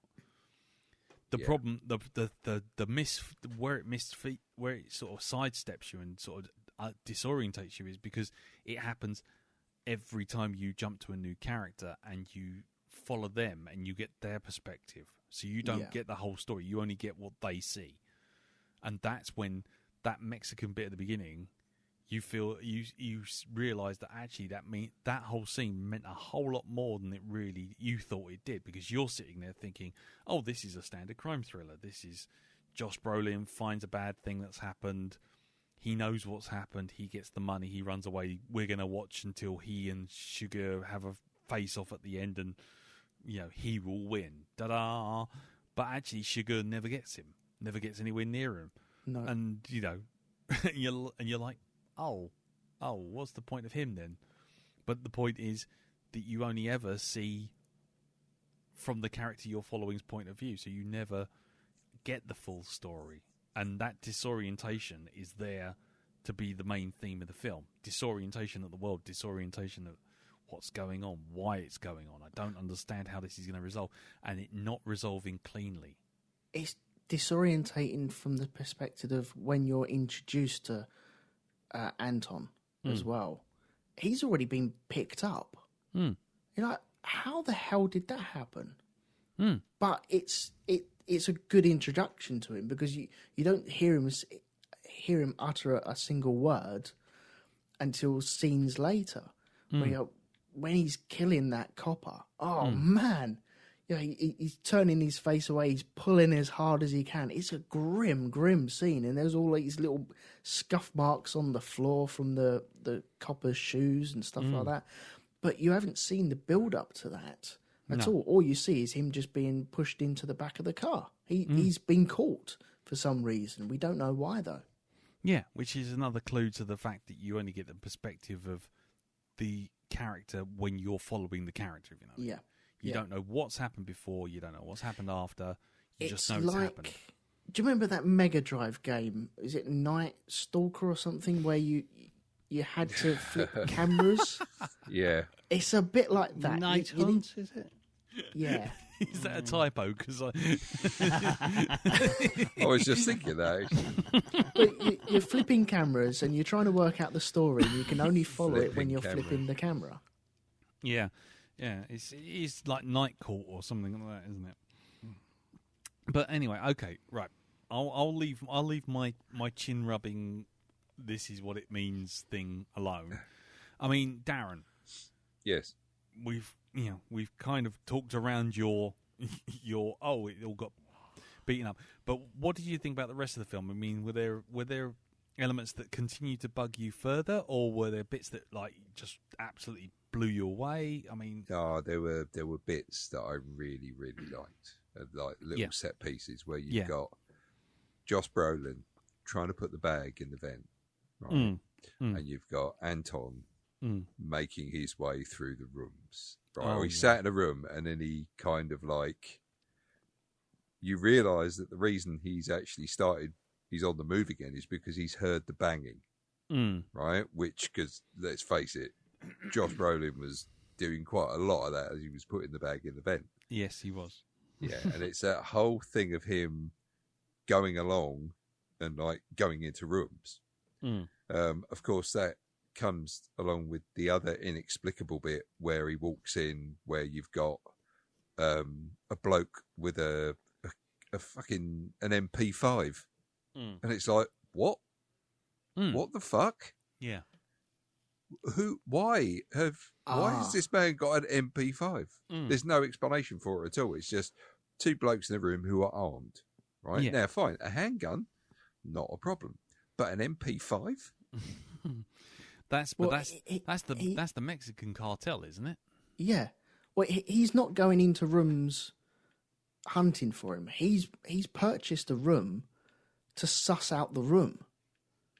That's why, when he's hunting. He's on the hunt. It's the way he enters those rooms, right? This is not a person who's just going in to take a quick look in the room.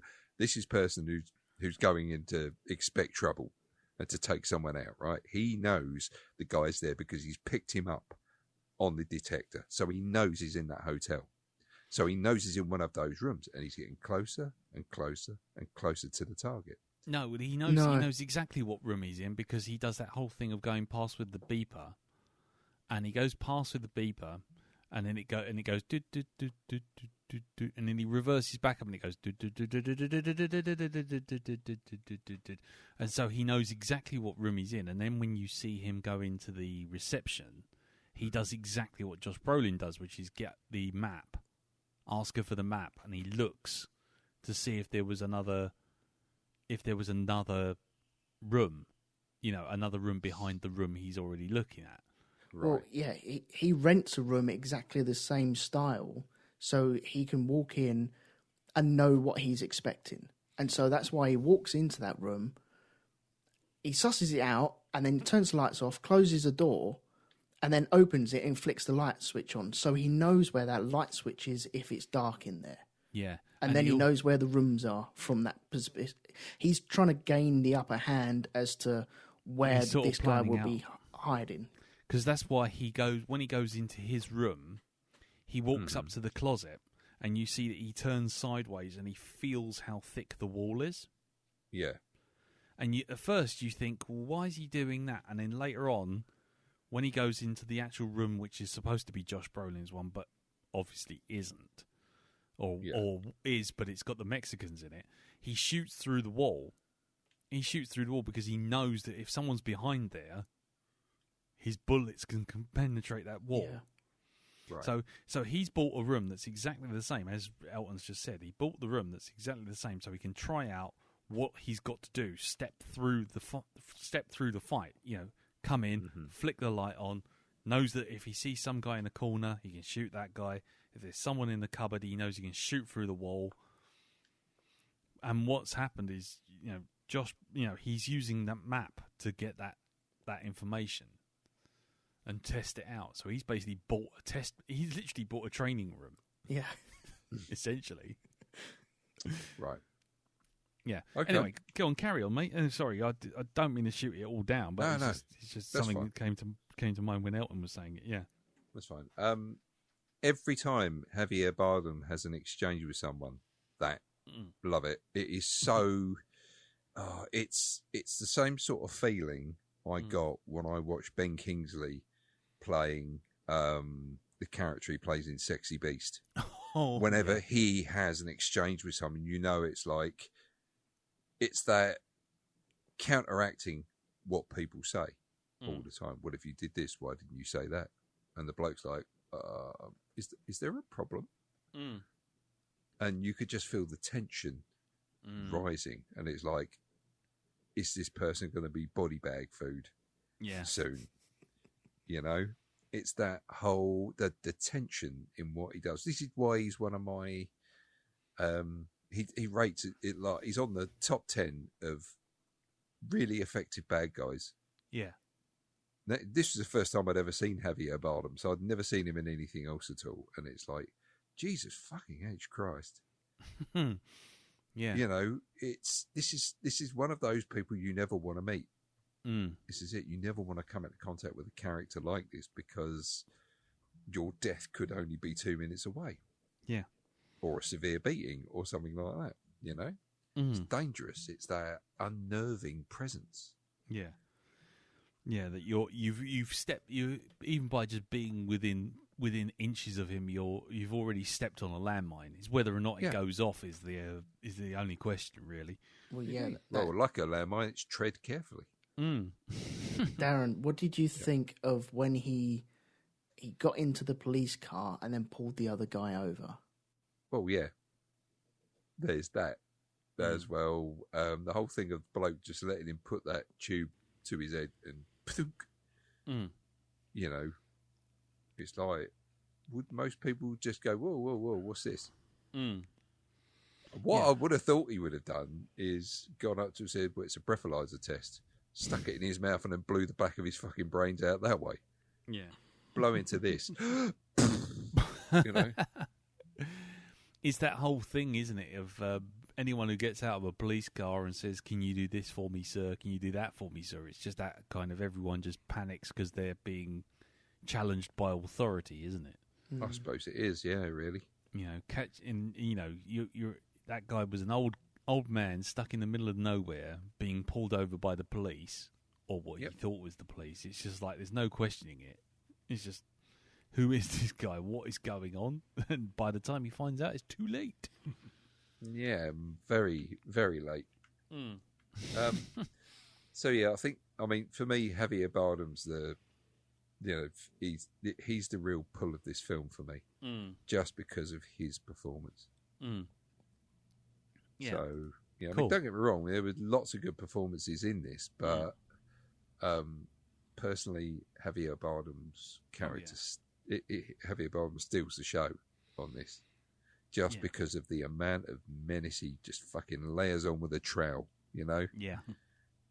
It's that.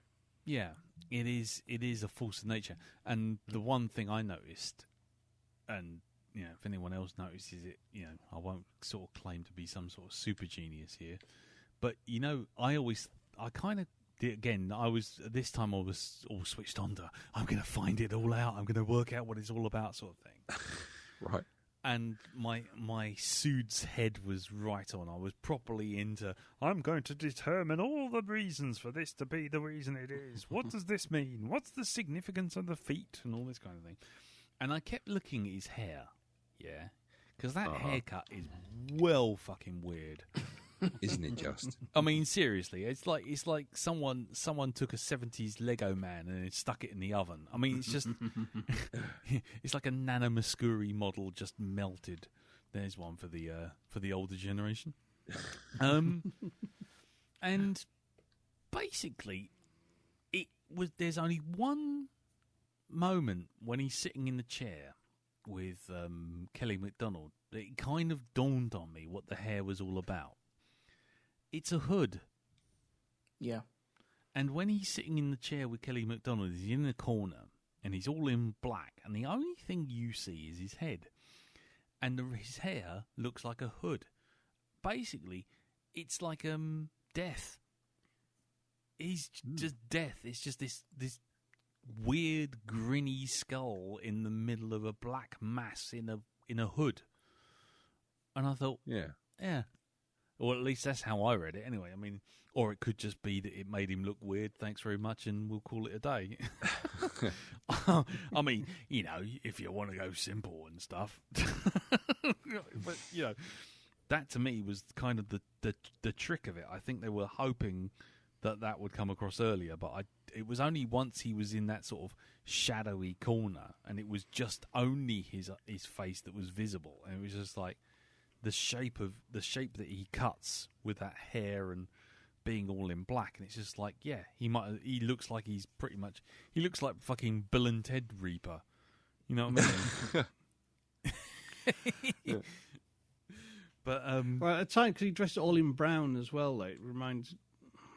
It's something I noticed on the second viewing, that he kind of looks weirdly like a monk sometimes, and that hair is again the hood.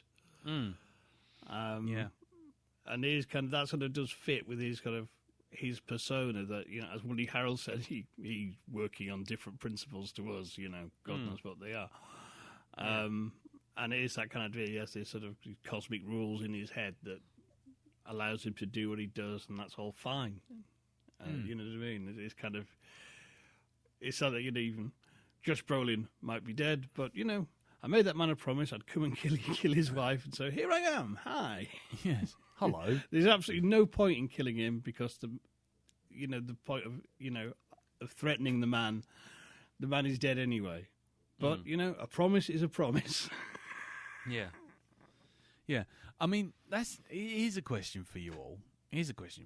Why did he kill the two company men who got him on the job in the first place?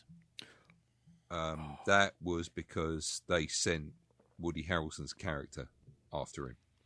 Yeah, I know that one. I'm talking about right at the very beginning when he the guys in the desert. The guys in the desert. Yeah. Yeah. Oh. There's the two company men who sort of like say, oh, you know, you've been brought in because you're the best, you know, can you come and have a look at this? And sort of go, oh, yeah, you're right there. Yeah, I'm fine. Okay. And he does that whole thing of sort of, you know, where these bodies look like they've been taken out first, and, you know, these, you know, and he prizes the chassis number off the car. And then the two guys who are standing behind him sort of going, so you'll take this on, you'll be able to do this. And he goes, yep. And he just goes bang, bang, knocks them and takes them both out. Yep. Why? Apart from just random chance, which has been what I think the theme all the way through, but why? Why do you think they did No idea. I honestly, I just don't know. I think it was for the money. Right. I think it's just purely for the money. He's got all the information he needs now. He's been to the site, and he's also leaving the bodies there, kind of wrapping it all up, so it looks like someone else has been there, and then they've been taken out, so it's kind of pushing the police off of his scent, even though no one's really got his scent. He's just, shifting that blame one step further. But I think it's because he's there. He's got all the information. He's got the registration details of the car, so he can find out where Llewellyn lives. And then he knows that there's 2 million missing, so takes them people out. He doesn't have to report back to them. He could say, well, someone else took them out. It was a gunfight, wasn't it? Someone else was looking for this, and then he can just take the money. So you think he's after the money? Okay. I think he's after the money. He's been given the tracker, and then he kills them. Actually, my reading was that he's been sent out by the big boss who we meet later on, and the big boss is saying, "Oh, the fucking local hillbilly pricks are fucked up. Go down, see what they know, and take care of them."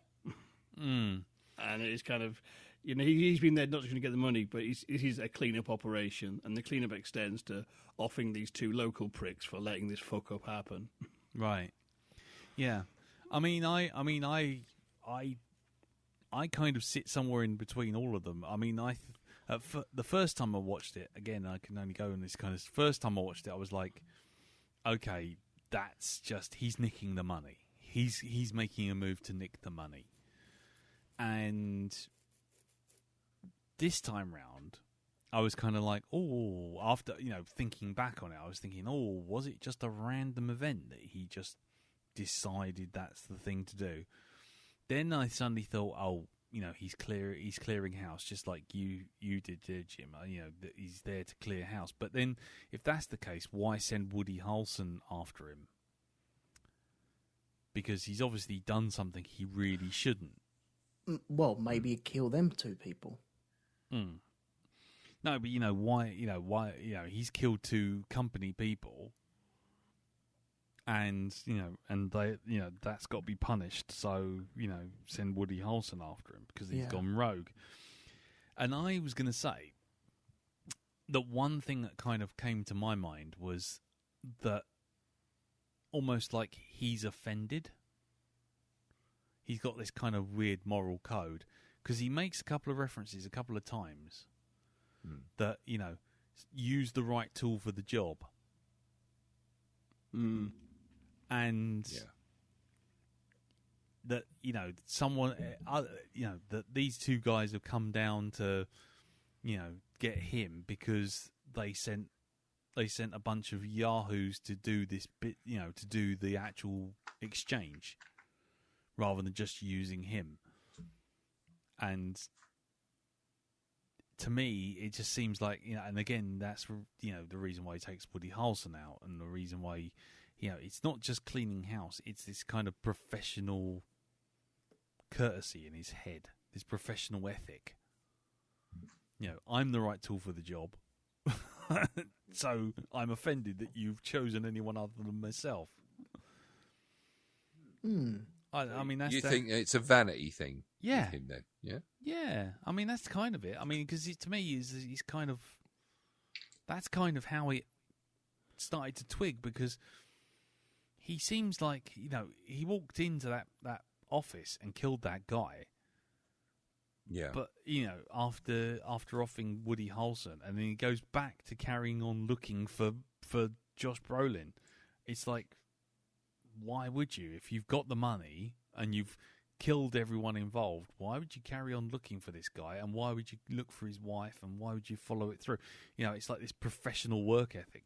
I'm the right person for the job. Why have you picked anyone else? Yeah. Or at least that's what it came to with me. It's just like, wow. Sorry, I've just gone wow because someone's just sent a message on the Facebook group saying that Sucker Punch stars rally behind call to release Snyder cut of the Sucker Punch. God, Jesus. no. I don't care about Snyder. Fucking hell. Jesus. Anyway, sorry, that just distracted me for 1 second. I'm really sorry about that. I will have things to say about that on the Facebook group once I have finished here. Other than the words "fuck no." But anyway, so what about the actual, the whole thing with the money? I mean, how do we feel that played out? I mean, I know we're kind of rolling on for an hour or so now with this review, but did you think that was going to ever end well, or did you think that Josh Brolin was going to ever get away with it, or he would have got away with it had he not gone back? Why did he go back? Guilty conscience. Yeah. I mean, that's essentially, yeah. I mean, that's the one niggle I still have, that this whole film and everything in it happens because it has to happen, because he makes the stupidest of stupid fucking mistakes right at the start. Yeah, I'm willing to agree with you on that one. Isn't it? I mean, again, I mean, if you take the idea of it, it's random chance, and the characters are the way they are, and then fine. But even I had to sort of, with me sort of newly minted look in the film, I had to kind of balk at that. Even looking back on it, going, why? Why did he go back to give the guy some water when he's been the guy had been sitting in the car for bleeding out for the better part of how many hours? In a baking hot sun. I mean, even if he didn't get, even if the blood loss didn't kill him, the fucking heat would have done the job, wouldn't it? He was on the very edge of death anyway, wasn't he, when he rocked up to him? Them bodies had already been there. There was flies on them already, wasn't there? Yeah. Exactly. He'd been in that car for God knows how long. Yeah.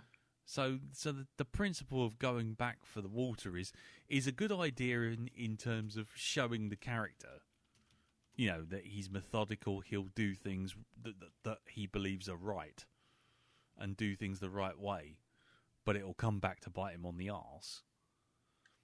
But there's a certain level where you kind of go, oh, come on, really? Really? Hang on. Who sits there at for fucking midnight and goes, you know what? I wonder if that guy who was bleeding out in that tin box in the burning hot sun that I met at 10 o'clock in the morning, I wonder if he's still alive. He's like, no. I'll bring him a cup of tea. I'll see if he's okay. Maybe a Band-Aid. Fuck off. And that is the only bit that even now I sort of still balk at. Yeah, it's like a murderer returning to the scene of the crime for no reason, isn't it? He's got 2 million, and without that, then the people chasing him haven't got any thread on his whereabouts or who's taking the money or what, have they? Yeah, that's right. It is just that whole thing of well, hang on, what on earth are they actually what are they actually going to go on? They've got nothing to go on, and it's just yeah, he has to go back because otherwise the film doesn't happen. Yeah. Story doesn't happen. Yeah, how would they have got him if he hadn't gone back? Because then that's where they pick up his van from, isn't it? That's how they get the details, and then you get the tracker, etc. But yeah, without him going back and laying in bed and going, oh, God damn it, I've got to go. Why? Why at that moment? Just go to sleep, mate. Honestly, don't worry. He's already dead. Yeah. It's too late. Yeah. It is. Way too late. Way too late. I mean, Agua. that is. Sorry? Agua. Yeah. Yeah. Ultimate hombre. Last man standing. It's just wow. Okay. Even the guy who got away didn't get away. How is the guy who's sitting in a tin box going to be still there fucking 12 hours later? Do me a favour. Yeah, it's true. It is the one bit out of everything, as random as the movie seems to be. It is the one bit where where my credulity kind of gets stretched. Because even down to the point of how did Woody Harrelson find him in the hospital? How did he find? Because he crossed over to Mexico, didn't he? Mm-hmm. And then the little band clearly got him to hospital somehow. Do you know what? Once again, it's from the viewpoint of Brolin waking up. Exactly. We don't know. No, but even though we don't know, it kind of makes sense that he's there because he's one of these bounty hunter type guys. So you would expect him to have that kind of knowledge on working it out. Exactly. And that's the thing. It's the whole point of the film, isn't it? Because you don't know, it's not a plot hole. It's just you're only seeing what Brolin has seen. If you had seen, if you had seen what Brolin had seen, and then you suddenly see Woody Harrelson picking up a piece of paper and then going over to the hospital and then breaking in and coming up, and then Brolin's still asleep. But you don't. You stick with Brolin all the way till Woody Harrelson appears. Yeah.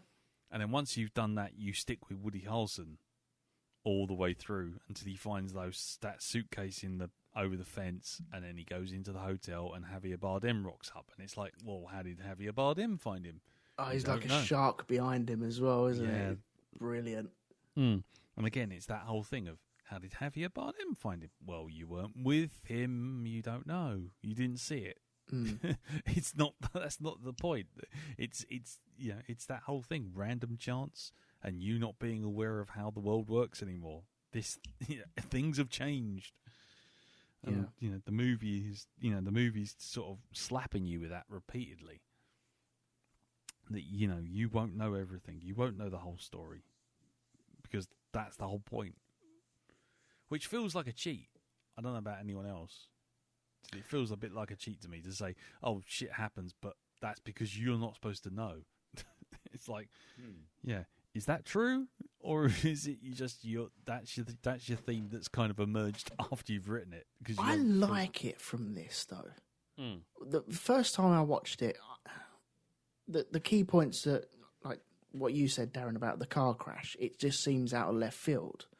Also, Brolin dying off screen, one of your main characters dying off screen.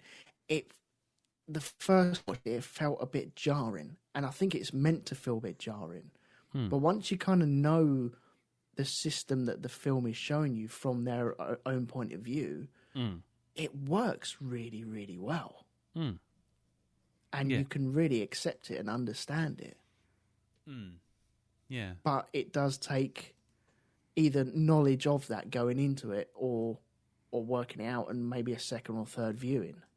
Yeah, it's not an easy watch, I think is probably the best way to put it, isn't it? It's not a it's not a film where you just sit down and go da da da and it washes over you and then you walk away going, right, fine, that was a thing. Well, Saturday night, get the popcorn. Let's put on No Country for Old Men. Yeah. I know, kids. Hey, gather round. Let's watch 2001. Yeah, it is that kind of thing where you're sitting there going, no, this is proper. You need to be sitting in a nice big armchair with your best chin strokey hat on, stroking your chin while diligently taking notes and drinking a herbal tea or something. I don't know why. The dog was America. The dog was America. Exactly. The three-legged dog was America. It's also clear now. Okay, we're running late again like last time, so I'm gonna step back one last bit and just say, is there any other bits you guys want to bring up? And I'll go round individually so we don't all jump on each other. But is there anything that you want to particularly raise, Jim, or anything you wanted to mention about this film? Just a flippant aside, about halfway through, my brain did start recasting it with biscuits. So we had Josh Bourbon and Jaffa Cake Bardem.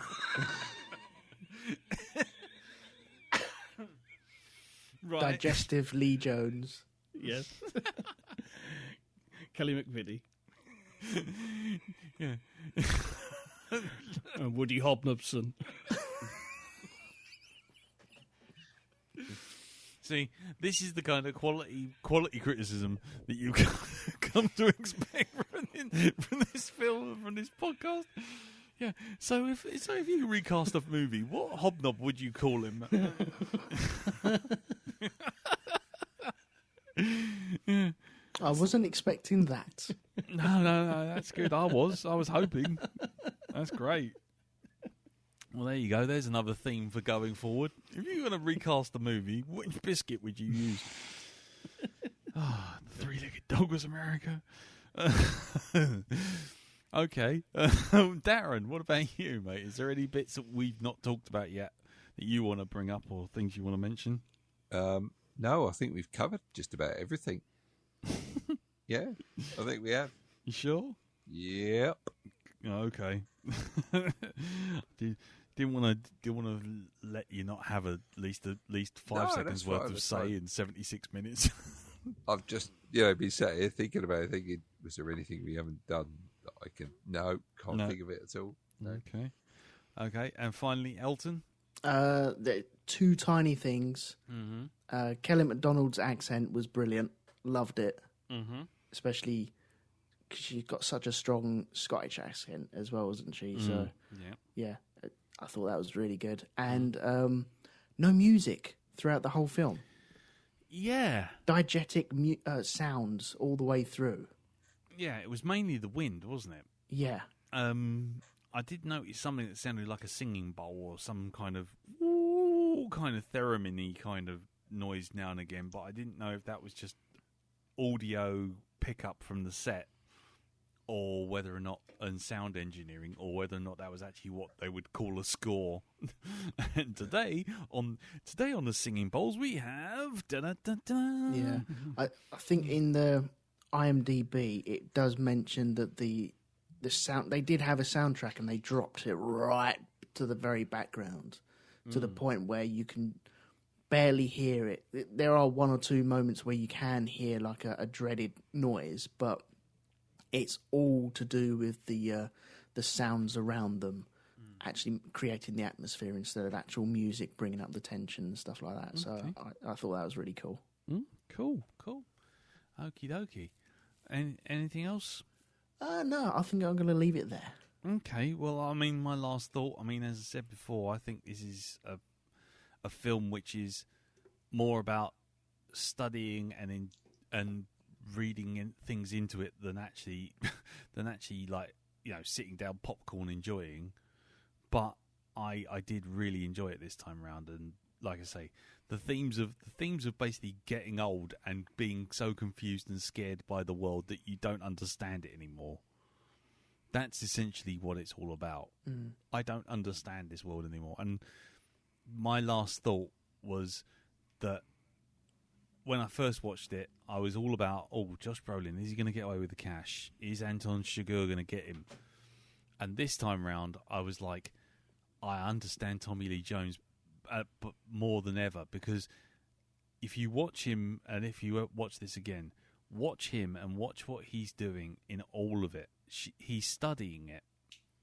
He's studying the film. He's studying the characters. He's studying what's going on. And whenever he gets a chance to get involved in it, he's scared and he deflects. And you think, oh no, he's not scared. You know, what are you talking about, Medcalf? You're talking nonsense. But you watch how he deflects, like being asked to come out to the crime scene. And he says, is it still there? Has anything changed? No. Well, then I'll leave it. You know, the criminologists are going to go over there. Okay, we'll let them. And then when Garrett Dillahunt, his deputy, he's like, you know, shall we go over there and get them? You know, he sort of does this monologue about how some guy got, found out. Crime got found out because there's someone. Was it something like a dog goes running down the road without a collar or something, or a person goes running down the road naked with a collar on? And it's just like some random element, and he's like, I don't understand the world anymore. And then when he goes to the Brolin's flat, or Brolin's camper van, and then sort of like a trailer, goes there, and then it's like, no, you go first, I'll hide behind you. And he tries to spin it out like a comedy. But he really doesn't go in there until Dillahunt goes in there and waves the gun around. It's not like, I'm going to go in there and back you up. It's like, I'm not going in there. Fuck that noise. Yep. And this is probably one for you, Elton, because you love all this kind of shit. Right? And this will be my final thing. When he does finally have to go and confront something, and that's the bit where he finally gives up and has enough, because that's when he goes back to the crime scene, yeah? He goes back to the crime scene. He knows that Chigurh possibly is in there, yeah? Yeah. And you see the door. He's looking down and he's blown the lock out. So you as a viewer, know there's this whole modus operandi of basically blowing out the lock with that air gun thing. He looks at the lock, and it's black. The lock is black and dark, and then it shows you a flash of Chigurh in the room. Yeah. Then it shows you from inside the room, and the lock is light. Lock's coming in. Light coming in through the lock. And then, when you see that, you see the room is empty. And it's basically, that's heads or tails. That lock is heads or tails. It's a coin. Yeah. And then he sort of like, you know, so is Sugar in there? Is he not? He is flipping. He is doing what Sugar does. You know, he's flipping a coin. He's making a choice, and he's really scared. And he goes in there and he flips the coin, and Sugar's not there. And it's like, and that's the moment where he says, you know, basically he looks down, the money's gone, and there's a coin on the ground, and the coin is heads, which is exactly what the guy called in the fuel station. Yeah. And it's just like, and that, all of that basically is just coming around to say that it's all chance. You know, he could be, you know, Tommy Lee Jones could be dead. Sugar would have been in there. You know, the black and the white lock. You know, this coin is like either light or dark, live or die. Everything's chance, and it comes home to Tommy Lee Jones, and that's when he goes to see his brother and says, you know, I feel outmatched. Yeah. And that there is the bit where the film just goes, and there's your theme. It's right there. Chance, randomness, age, world moving on, and people not understanding why things happen anymore and not having a grip on it. Yeah. So I like that. I like that a lot. Because, No. yeah, when he sits down, it's all... It is. And he Yeah, just kind of puts his head in his hands, and it's just kind of like, you know, the sort of stress gets to him. Yeah. Yeah. No, it's grand. It's grand. It's a great movie. Right. We'll leave it there. So, has anyone got any thoughts on this? Anyone else out there listening to us thinks, what a bunch of old knob. I don't understand this at all. Darren's completely right. It's all random. It's all made up on the fly. What a load of old cock. Then, you know, if you do or if you don't, or if you agree with me or anything that Jim said or anything Elton said, leave a bit of feedback. Go over to the Facebook group, facebook.com/groups/blackdogpodcast, or go over to Twitter, which is @blackdogpodcast, or send us some feedback in via email, which is feedback@blackdogpodcast.com. And we will discuss it then. But I think we should leave it there. We're, you know, quite a way into the review. And it's time to wrap it up. So, before we find out what's going on with Jim and Elton in their particular podcast, it's over to Darren, because it's Darren's choice for film next week. Indeed it is. Indeed it is. So, I've kind of upped the ante from what I was originally going to do. There were a couple of suggestions I had, but I've actually got, 6 films to choose from. Okay, so we are going to do... We're going to do... It's really been a coin toss, really, for this episode. It should, really, but we've not got a 6-sided coin. So, actually, I do have a 6-sided dice. Oh, no. I'm not, I'm not calling it. Shoot me in the face. No, I can roll the dice on it. Well, I'll tell you what it is now. We've got Go on. one... You've got a 6-sided dice, or you've got a dice? A die. A die. I've got a then, die. Yeah. God, welcome to Pedantic's Corner. Indeed, I it know. is, isn't it? I'm such a dick, aren't I? So I do have a normal die. No, but hold on. No, you have to call it a 6-sided dice. You have to be specific with the sides, right? Because you can get 3-sided dice. You can get 4-sided dice. Actually, you can get 3-sided dice. Welcome to the world of die. Yeah, there you go. 20-sided dice. So you have to be specific. So I've got a 6-sided dice. But Get we on won't, with it. we won't do that. Okay, we're going to stick with the usual fucking battleship Oh, God. format. Okay. Yay. I mean... So I'll tell you what we've got on the roster here. We've got one notoriously bad film. Okay. Mhm. We've got 4 films that are of quite a high quality, from what I understand. Well, at least I think there's one here that I haven't seen, so I'm putting that in. No, 2 that I haven't seen that I'm putting in because they've been reviewed really well. And we've got one that is, I think, going to be completely batshit crazy bonkers. Okay. So, 10 grid, okay? 10 by 10 grid. Mm-hmm. Right? Go on. What you guys have to do, you can, I don't care who goes, how it goes, in what order. Okay, who wants to do this? Ladies first. Go on, Elton. So go ahead, Elton. We've loaded the bullet in the gun. We spin in the chamber. Okay. So, silly question. Is it letters at the bottom and numbers on the side? That's right. So letters first, and numbers afterwards. Okay. Okay. So go for it. J4. J4. Nothing. Miss. Go on, Jim. I'm not doing it. I'm hoping someone will... B10. Sorry? B10.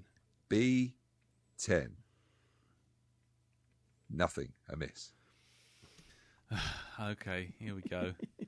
I'm going to go for A1. Miss. You see, I could do what they did on the Eurovision Song Contest and repeat what I've just said to build tension.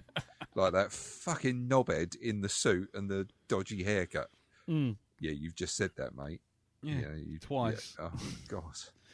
Yeah. Okay. So that F6. was A1. Right.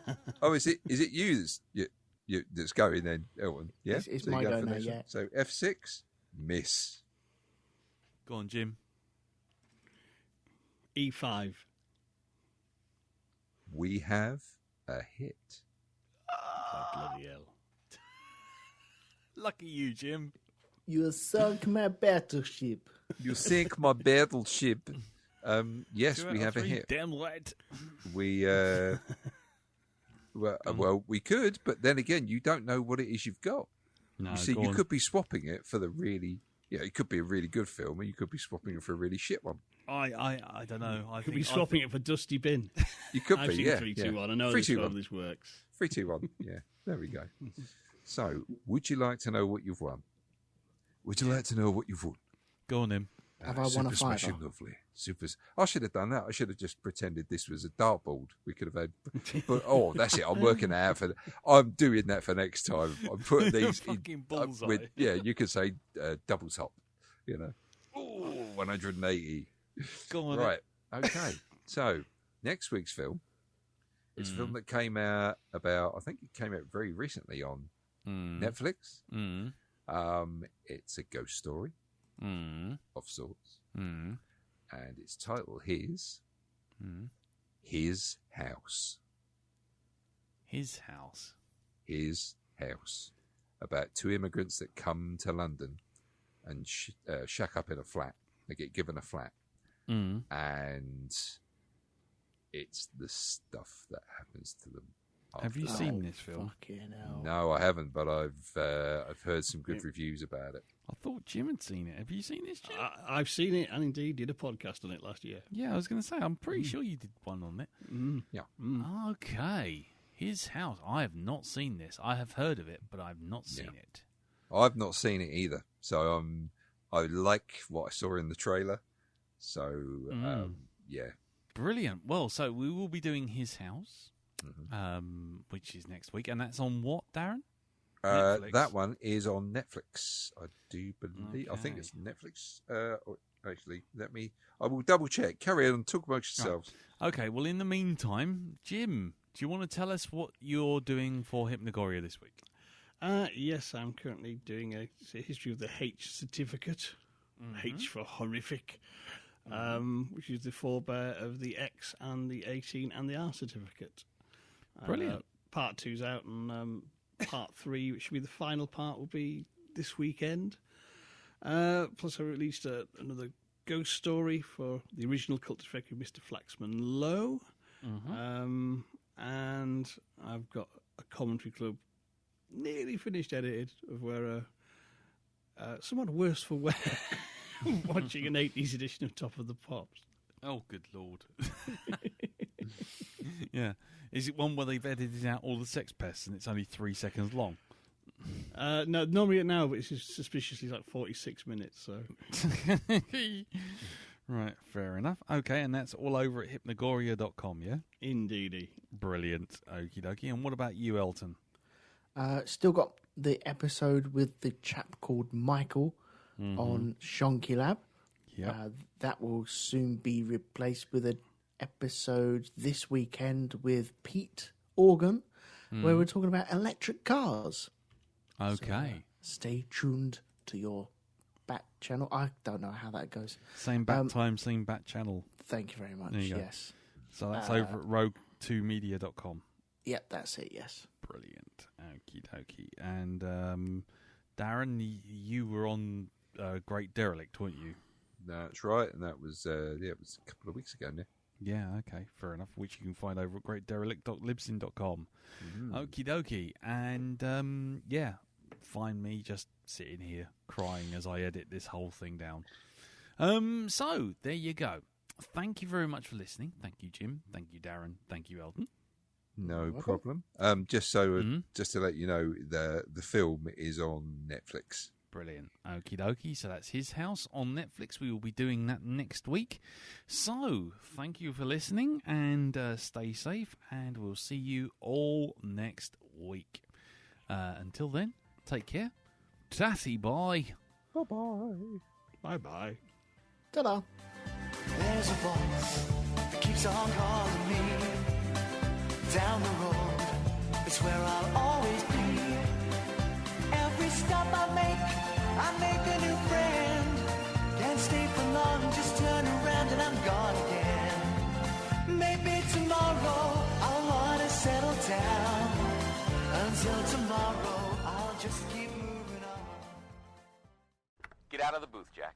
No, I like it in here.